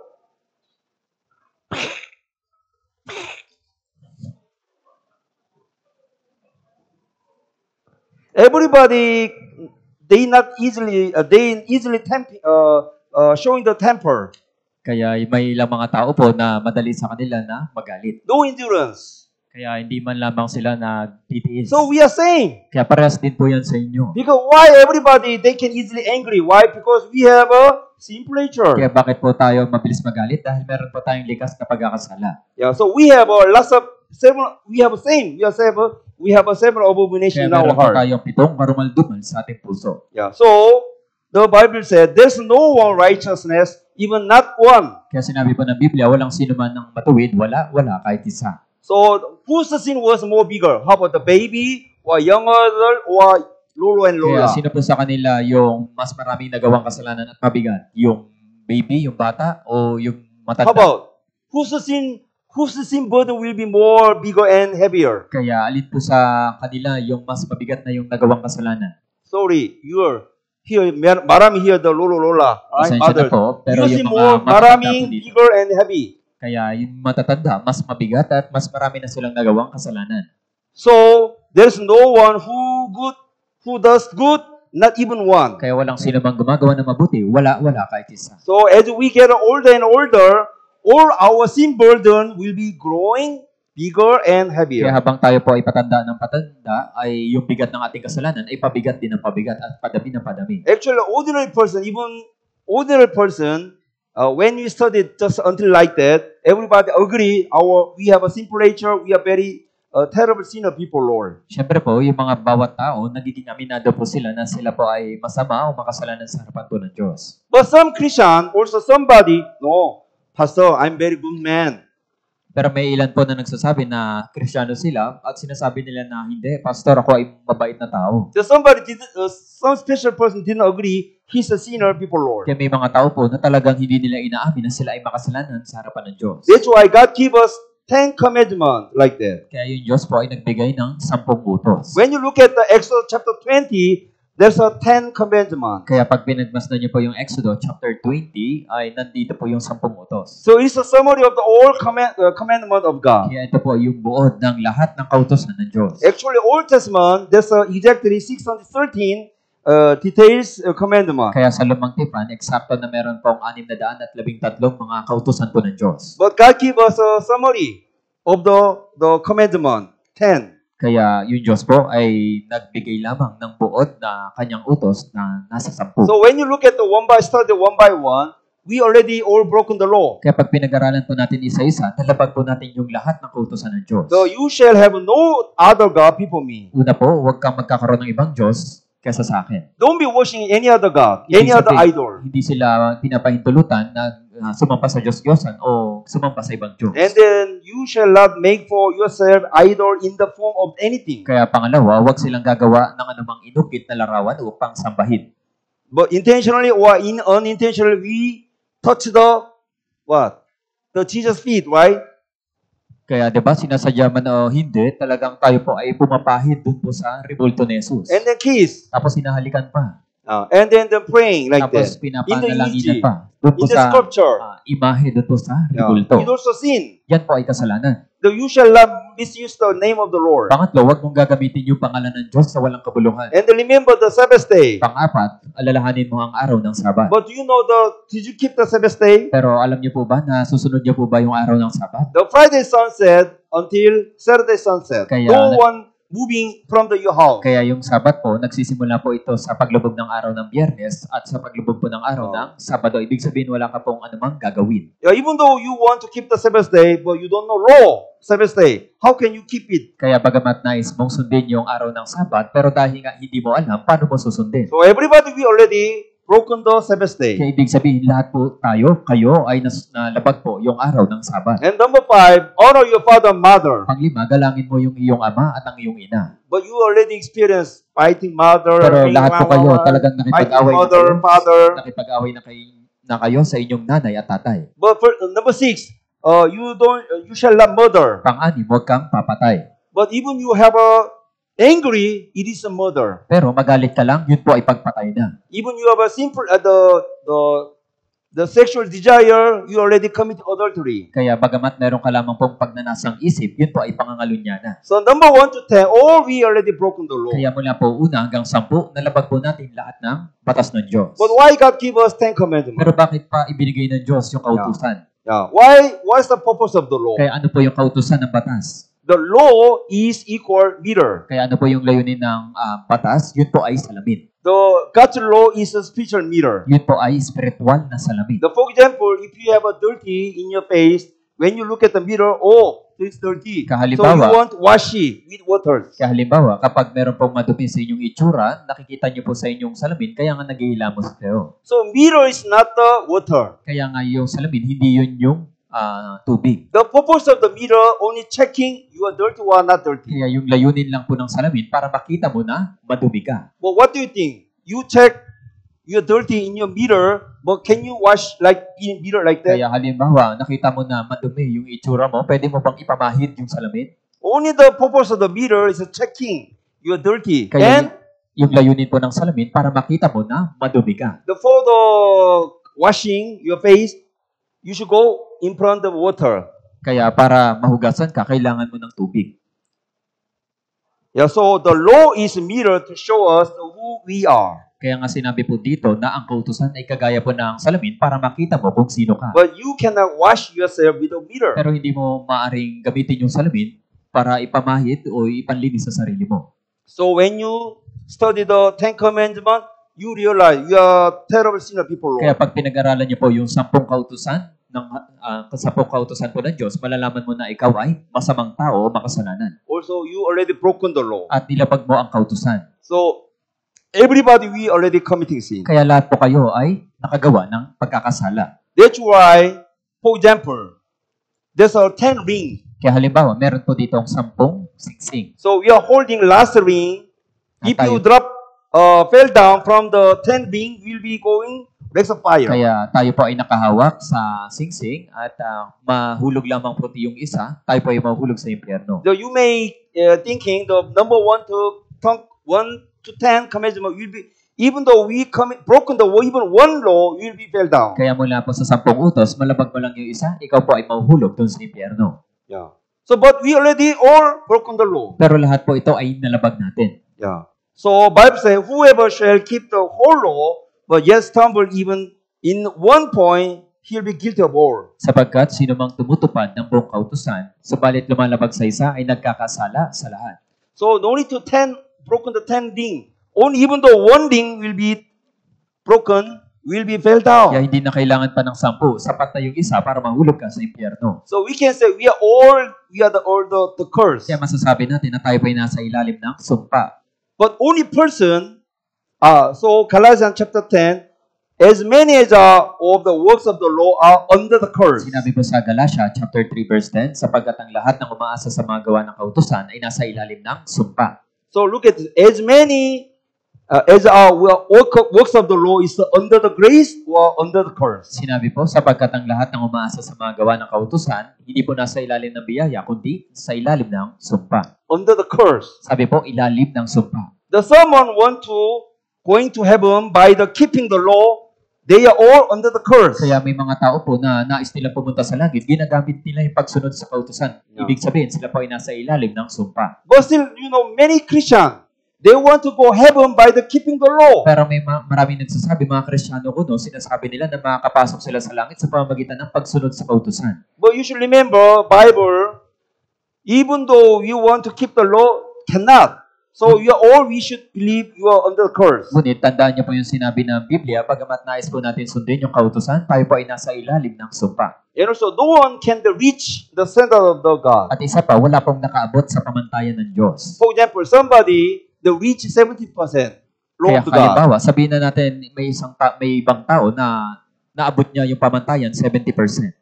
Yeah, of course, going to inferno. Siyempre, impyerno pa rin po So yun. 80% no choice. Kaya kahit Going na to inferno. 80%, impyerno po yun. Only 100% reach the center of God can go eternal Kaya heaven. kailangan masunod mo yung batas ng Diyos, yung kanyang pamantayan ng 100%. So we can confess people law one can reach the center of God. Kaya aminado po tayo sa harapan ng Diyos na walang sino man yung nakaabot ng pamantayan ng Diyos. So we can say we are all sinner. Kaya masasabi natin na tayo po ay makasalanan. Number one, why? Because since born, we have a sinful nature. Una, bakit? Dahil tayo po ay ipinanganak na may binhi ng kasalanan. When you're born, we have a sin seed. Nung ipinanganak tayo po ay binhi na ng kasalanan. The number two, in our heart, we have a full of the sin. Pangalawa, yung puso natin ay punong-puno ng kasalanan. And number three, we are committing sin by my body, by heart. At pangatlo, sa araw-araw tayo po ay gumagawa ng kasalanan o kasamaan sa pamamagitan po ng ating puso at ng ating katawan. So everybody, we agree, we are on 100% we are sinner. Kaya lahat po kayo dapat aminado na 100% ikaw po ay makasalanan. Are you agree? Sangayon po ba? Yes. Opo. So we are sinner, we are under curse. Where will you go if you are patay? Kaya nga, tayo po ay makasalanan at pagkatapos, pag tayo po ay namatay, saan po tayo mapupunta? Langit o inferno? Sa langit o impyerno?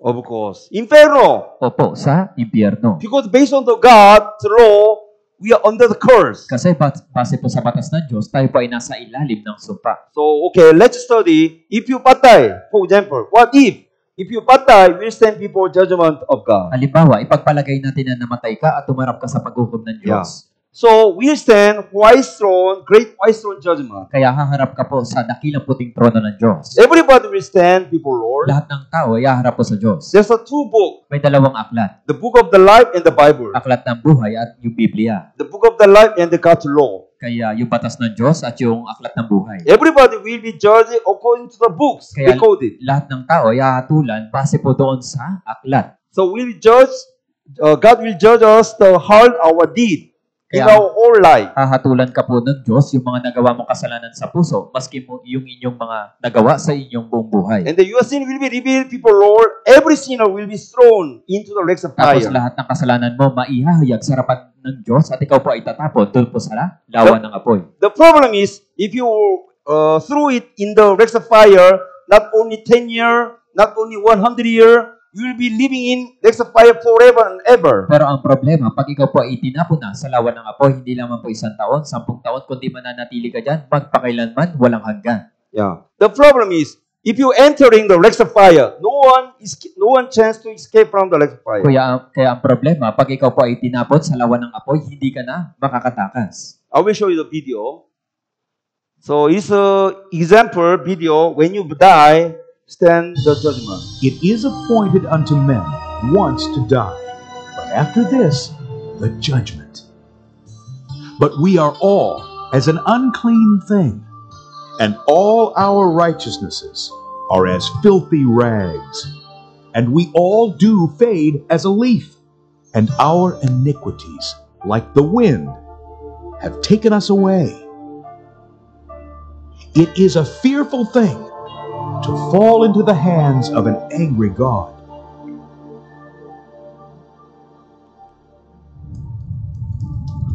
After death, his soul is immediately taken to hell, to wait for God's terrible judgment. All because he rejected God's love gift of eternal life.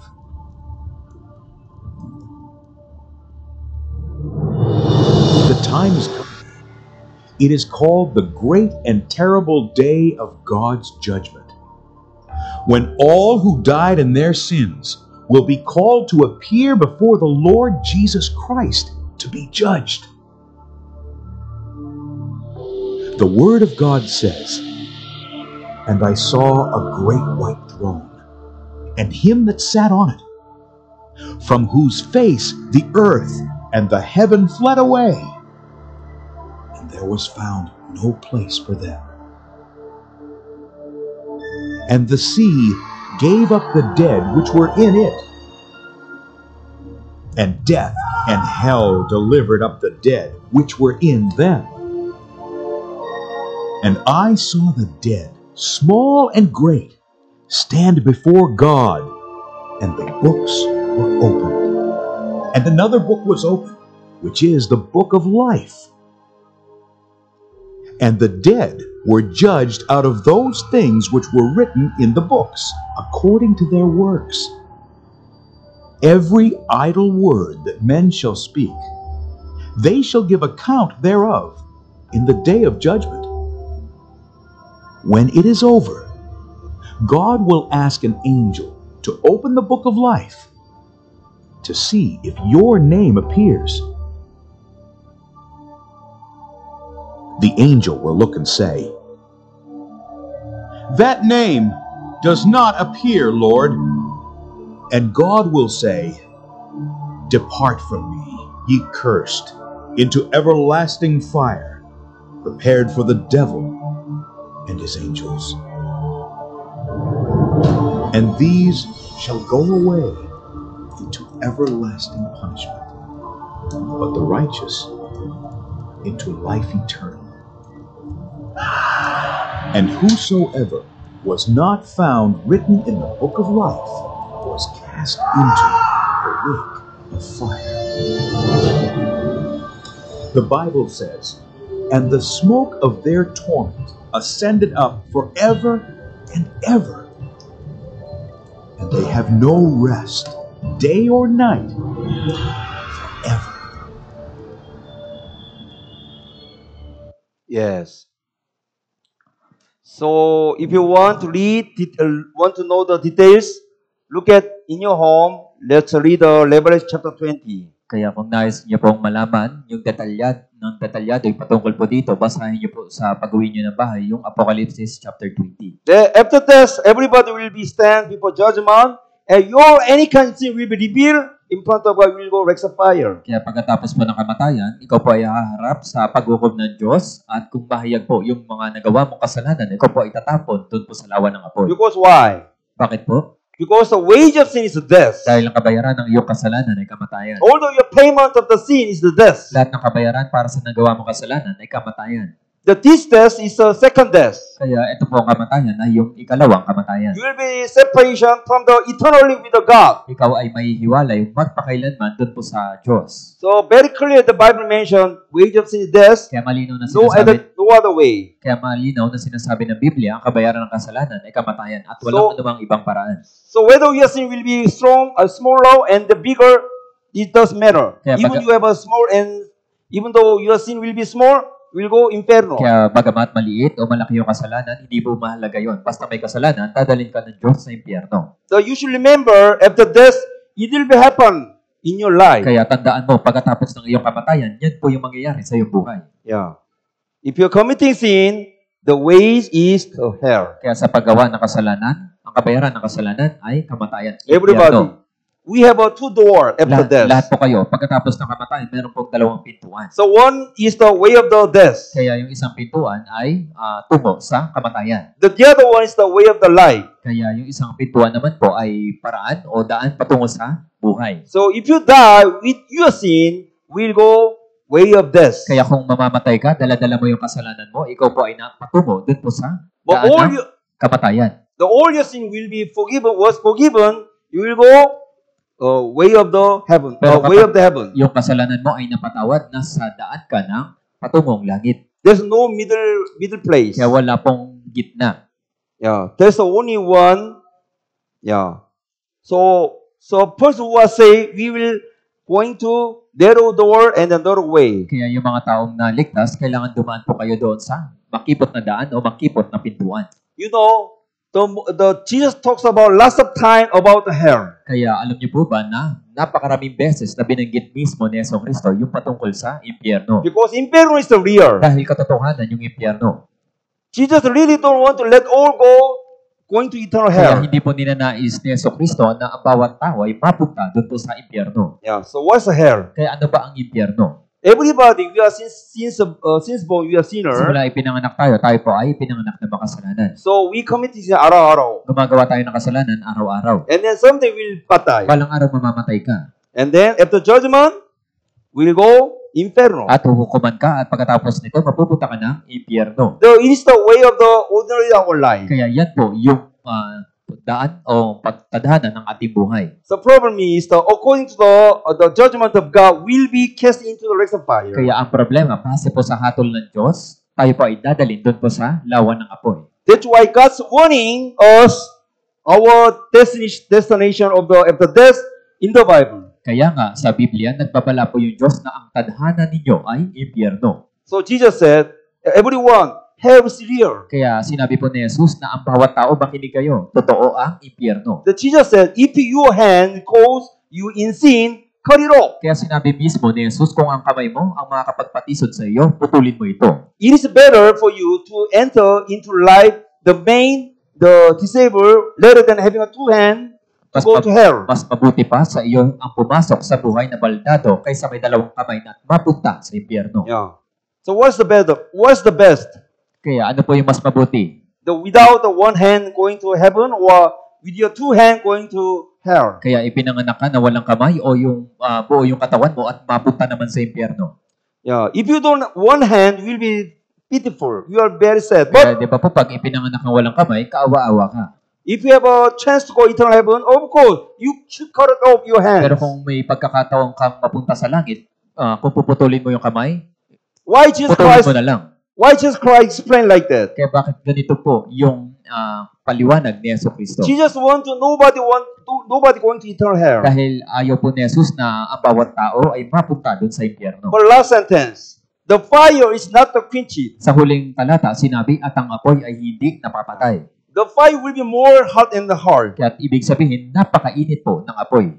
So if you want to little bit experience the hell, you may buy the lighter. Kaya kung Fire. gusto nyo po maranasan ng impyerno, pili po kayo ng lighter. Just to put your here 2 seconds only. Kaya pasuin nyo lang po yung kamay ninyo, 2 seconds. Even you put on your hand to the fire 2 seconds, you experience very hot. Kaya You cannot endure. Ilagay nyo yung kamay ninyo doon po sa apoy ng 2 segundo, hindi nyo na matiis. Yeah. I will show you one more video.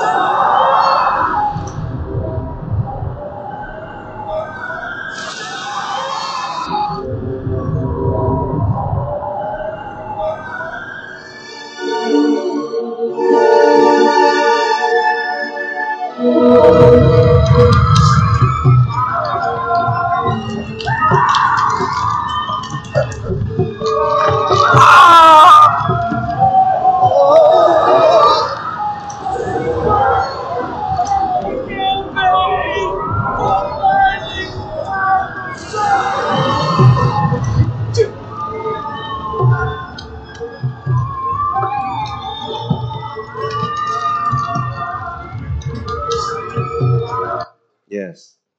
Actually, God made the hell, eternal hell for Satan and devil not for human.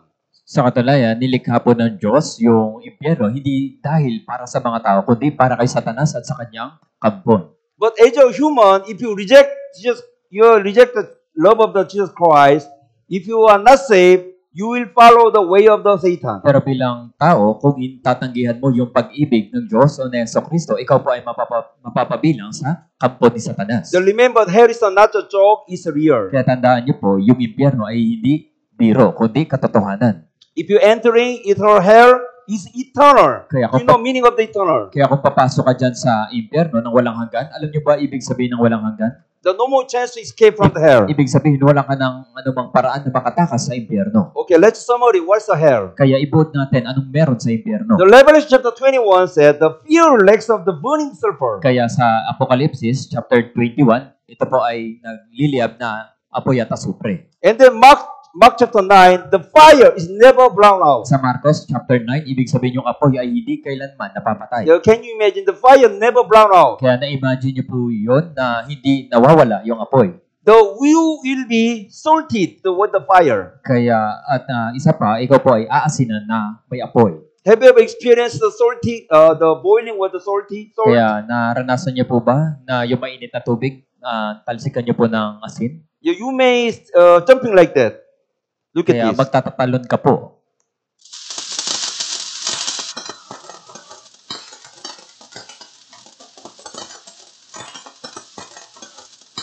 Understand? You will be jumping like salt. Kaya magtatatalon ka kagaya po ng asin. Yeah. And also, no rest day or night. At isa pa, walang pahinga, araw man o gabi. How about here, the many high school students, college students? Kaya dito po, may mga kolehiyo at may mga high school student. In your school, your teacher didn't give the rest time, 15 minutes and 10 minute rest, right? But your teacher never rest time from the 9 a.m. until 4 p.m., never rest time, and you start to continue. Maybe you will angry to your teacher. Kaya pagpalagay natin, yung teacher po ninyo, hindi kayo binigyan ng pahinga at nagsimula yung klase ninyo ng 9 a.m. hanggang 4 p.m., magalit ka po sa guro ninyo. But when you are entering the eternal lake of fire, Revelation chapter 14 said, no rest day and night. Kaya pag pumasok ka po doon sa lawa ng apoy, ibig sabihin walang pahinga, araw man o gabi.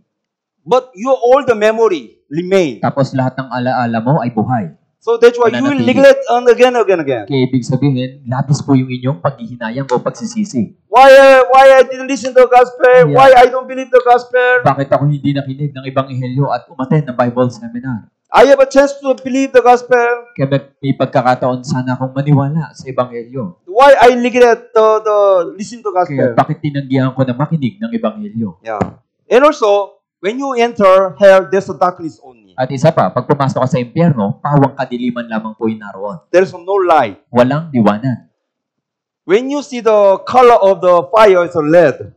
Di ba po, yung apoy ay kulay pula. But the color of the fire will be red, but more severe, if you're hitting the fire, color will be the blue. Kaya yung yung isa pang mas mainit sa pula ay yung kulay blue. And then more strongest the fire, did you remember the torch? The color of the torch was the white. Kaya alam niyo po ba yung kulay ng torch? Yun po ay kulay puti. But fire will be more severe, will be black. Kaya kapag yung napakainit at malalang apoy, ito po ay kulay itim na. So temperature of the fire, the most highest temperature in the air. Kaya yun po yung napakataas na temperature ng apoy sa impyerno, So kulay itim. color of the eternal lake of fire, darkness. Kaya yung kulay ng apoy o ng lawa ng apoy sa impyerno ay walang hanggang kadiliman. And then when you enter eternal hell, eternal separation from your family. Kaya pag pumasok ka sa impyerno, walang hanggang pagkahiwalay mula sa iyong pamilya. You may asking the Lord, please give me the one last chance to see my family, but Kaya no chance. pag naroon ka po, tila magmamakaawa ka sa Diyos na makita mo yung iyong pamilya, bagamat isang segundo lang. You may be begging on God, please give me one more chance, but no chance to escape. Kaya talagang magmamakaawa ka sa Diyos, kundi hindi ka na makakatakas. Yeah. So that's why it is terrible place. Kaya nga, napaka-terribling lugar.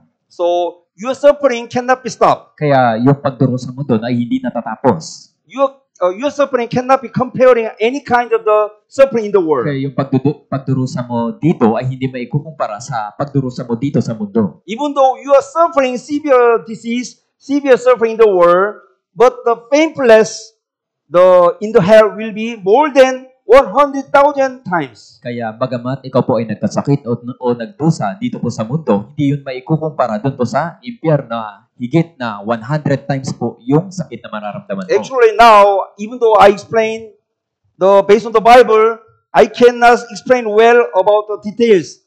We cannot imagine what kind of hell. Kaya bagamat itinuturo ko po sa inyo yung Biblia, hindi talaga natin maunawaan ng lubos yung patungkol po sa impyerno. You know, sometimes you may see the breaking news like that. Somebody burning their body fire. Kaya may ilang mga nagbabagang balita na naglalaman na may mga tao na sinunog yung kanilang sarili. Actually, the moment the fire burning body by fire, he will be neglected right away. Kaya sa sandali na sinunog nila yung kanilang sarili, nagsisipo sila kaagad. Because it is very, very painful. Kasi napakakirot po o napakasakit. Sometimes someone who experience burning body by fire. Kaya may mga tao po na naranasan nilang masunog yung kanilang katawan. I will show you the example through the video.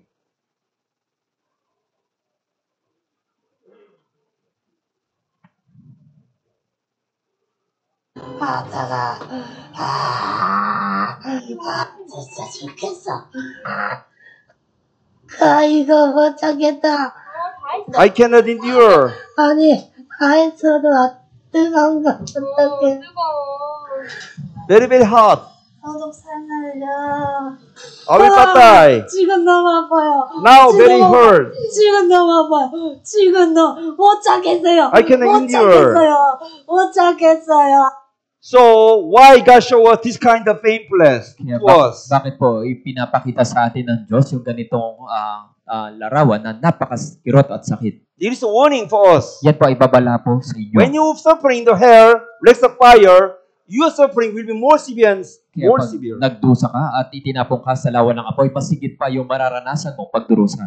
The not burning fire suffering, you know, the most also, there's a specific disease in the world. The CRPS.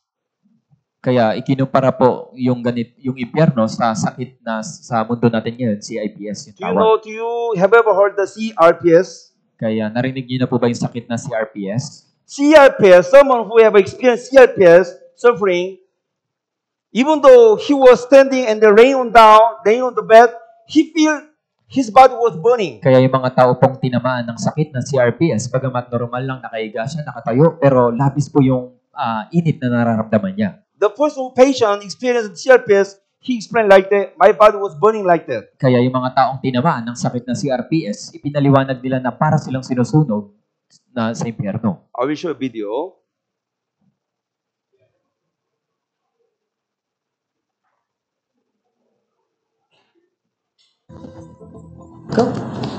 Isang pasyente na sakay ng isang mabilis na ambulansya ang sumisigaw dahil sa matinding sakit. Ang CRPS ay pagkasira ng nervous system. Ito ay sigaw ng CRPS.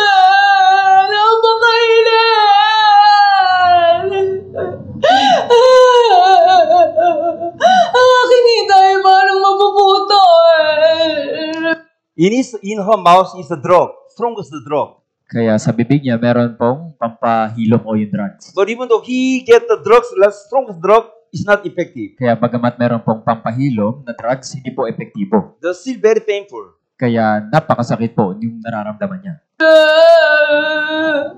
Kahit na uminom siya ng 2 bote ng anesthesia, hindi pa rin makayanan ang sakit na ito.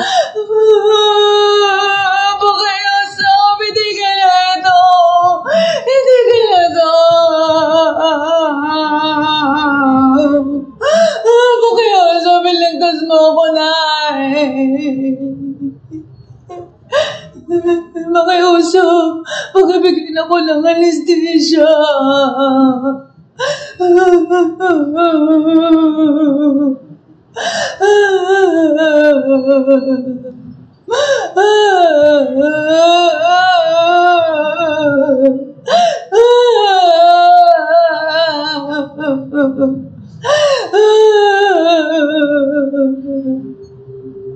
Ngayon pa lamang nawala ang sakit.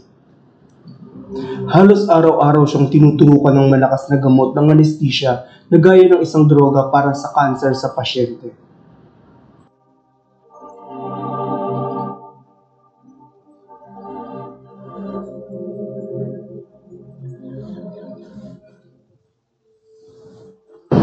Anong uri ng sakit ang iyong naramdaman?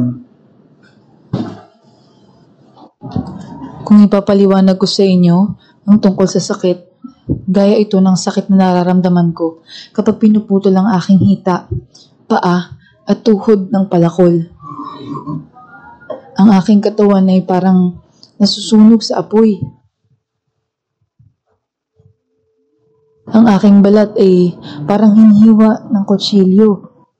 Kung mayroong impyerno sa mundong ito, nasabi ko na ito, ang CRPS na sakit. Sapat na ang sakit na ito upang patayin ang isang tao.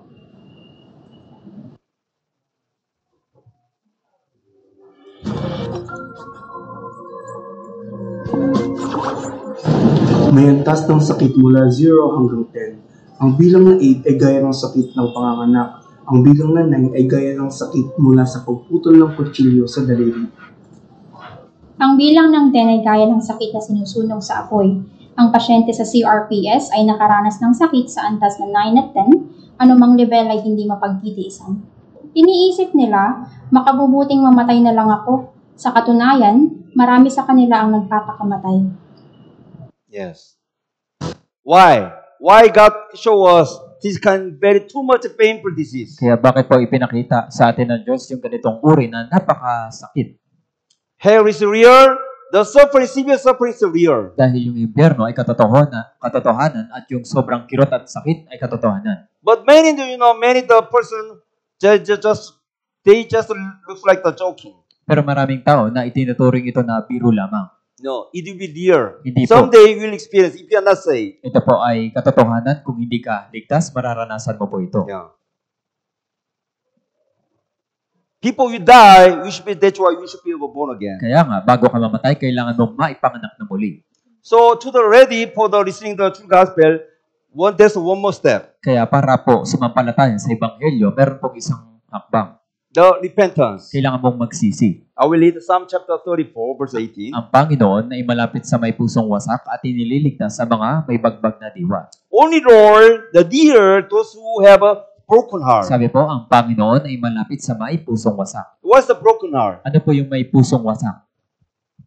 Your heart was broken because of the you will go 100% hell. Ibig sabihin, may puso kang wasak o nagdadalamhati ka dahil mapupunta ka ng impyerno. You agree even though you are a good person, you are very devoted Christian, you agree you are not saved, and they kneel down in front of the Lord. Kaya aminado ka na ikaw ay makasalanan na mapupunta sa impyerno. Kaya nga nagpapanikluhod ka po sa Diyos. And then contrite the spirit. At inililigtas sa mga may bagbag na diwa. God wants to only the close the contrite the heart. Kaya inililigtas po ng Diyos sa mga may bagbag na diwa. Lord, today I learned, I broken last of the commandment, so I have no choice. 100% I will go inferno. Kaya Panginoon, nalabag ko lahat ng iyong kautusan, kaya ako may mapupunta sa impyerno. And I'm a sinner, I'm committing sin, araw-araw, 100% I will go hell. Kaya ako ay makasalanan at gumagawa ng kasalanan sa araw-araw, kaya nga pupunta ako, Panginoon, sa impyerno. So, people, you get the salvation, you must get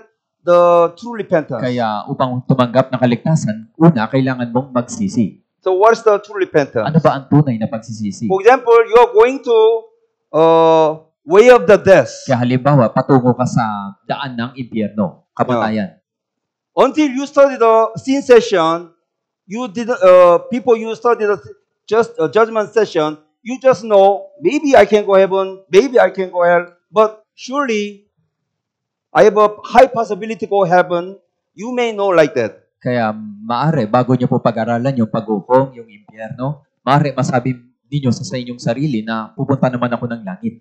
But please, you should remember, you are not 50-50. You are 100%.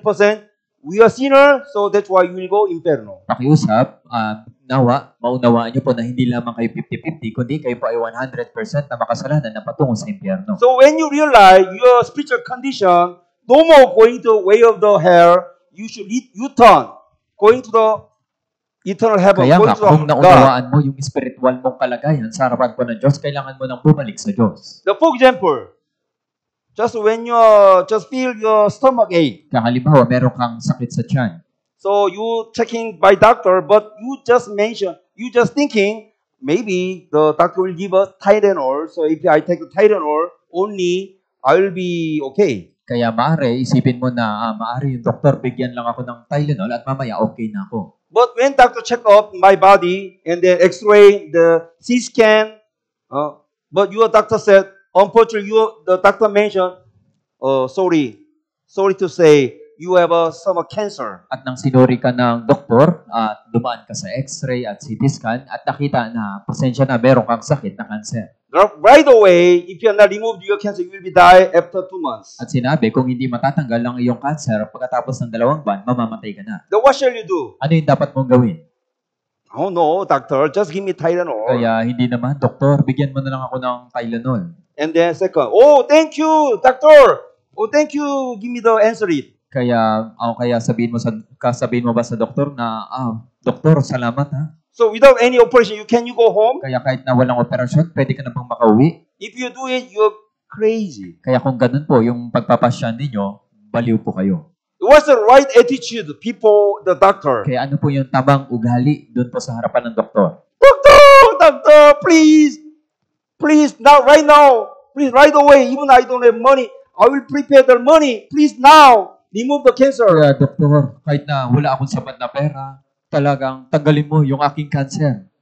So, it is a repentance. Yan po, explain of the repentance. Yung halimbawa ng pagsisisi. So, who will be removed of your cancer? Kaya sino po yung nagtatanggal ng ating cancer? By you or by the doctor? Ikaw ba o yung doktor? Of course, by the doctor. Siyempre po, yung doktor. So, tomorrow gospel session, we study, or we are sin nature, or we have a sin burden, sin disease. So only true doctor, Jesus Christ can remove our sin. Kaya bukas, pag-aaralan po natin yung Ebanghelyo, kaya ngayon sakit po natin na kasalanan, cancer na kasalanan, ay gagamutin po ng ating doktor na si Jesu Cristo. So true repentance meaning, you already agree, realize 100% you are sinner, no choice, you going to hell, so you should be U-turn. Kaya yung tunay na pagsisisi, ibig sabihin na aminado ka na ikaw ay makasalanan at masamang tao sa harapan ng Diyos, kaya kailangan mong magsisi at manumbalik po sa Diyos. So it is repentance. Yan po yung pagsisisi. So tomorrow, we'll lesson the last session about the gospel. Kaya bukas, pag-aaralan po natin yung huling session patungkol sa Ebanghelyo. Do you know, Satan very busy now. Kaya alam niyo po ba, si Satanas, abalang-abala siya. So Satan, in front of you, always try to disturb you. Kaya si Satanas po, nasa inyo lang po yan at inaabala po kayo. Just sometimes, just like that, your best friend, but best friend calling, oh, I will buy your food, let's enjoy the movie, I already get the free ticket to movie. Kaya maaari bukas tawagan ka ng kaibigan mo na halika bumili ako ng pagkain at manood tayo ng sine. Yeah.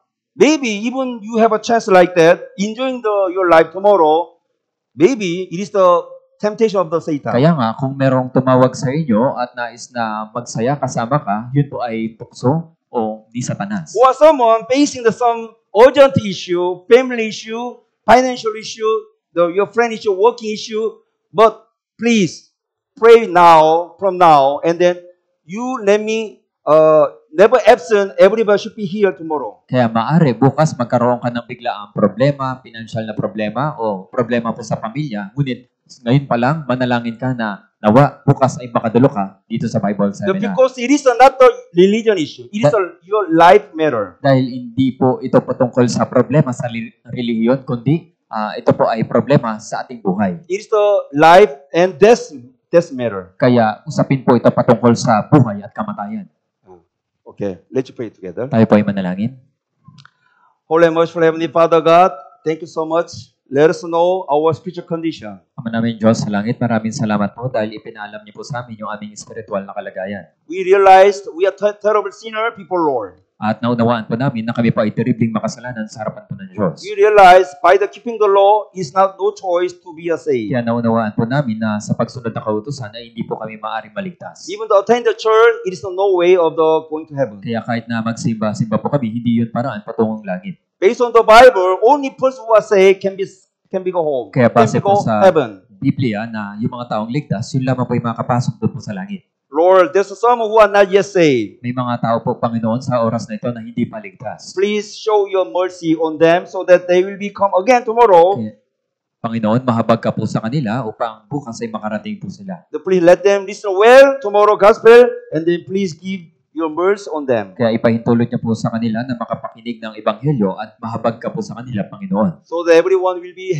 happy after listening the gospel, realize the gospel. Upang ang bawat isa ay pagkatapos ng makinig ng Ebanghelyo ay magkaroon ng tunay na kasiyahan. In the name of our Lord Jesus Christ, we pray. Ito po ang aming dalangin sa pangalan ng Panginoong Hesus Kristo. Amen. Amen. Okay. Announcement.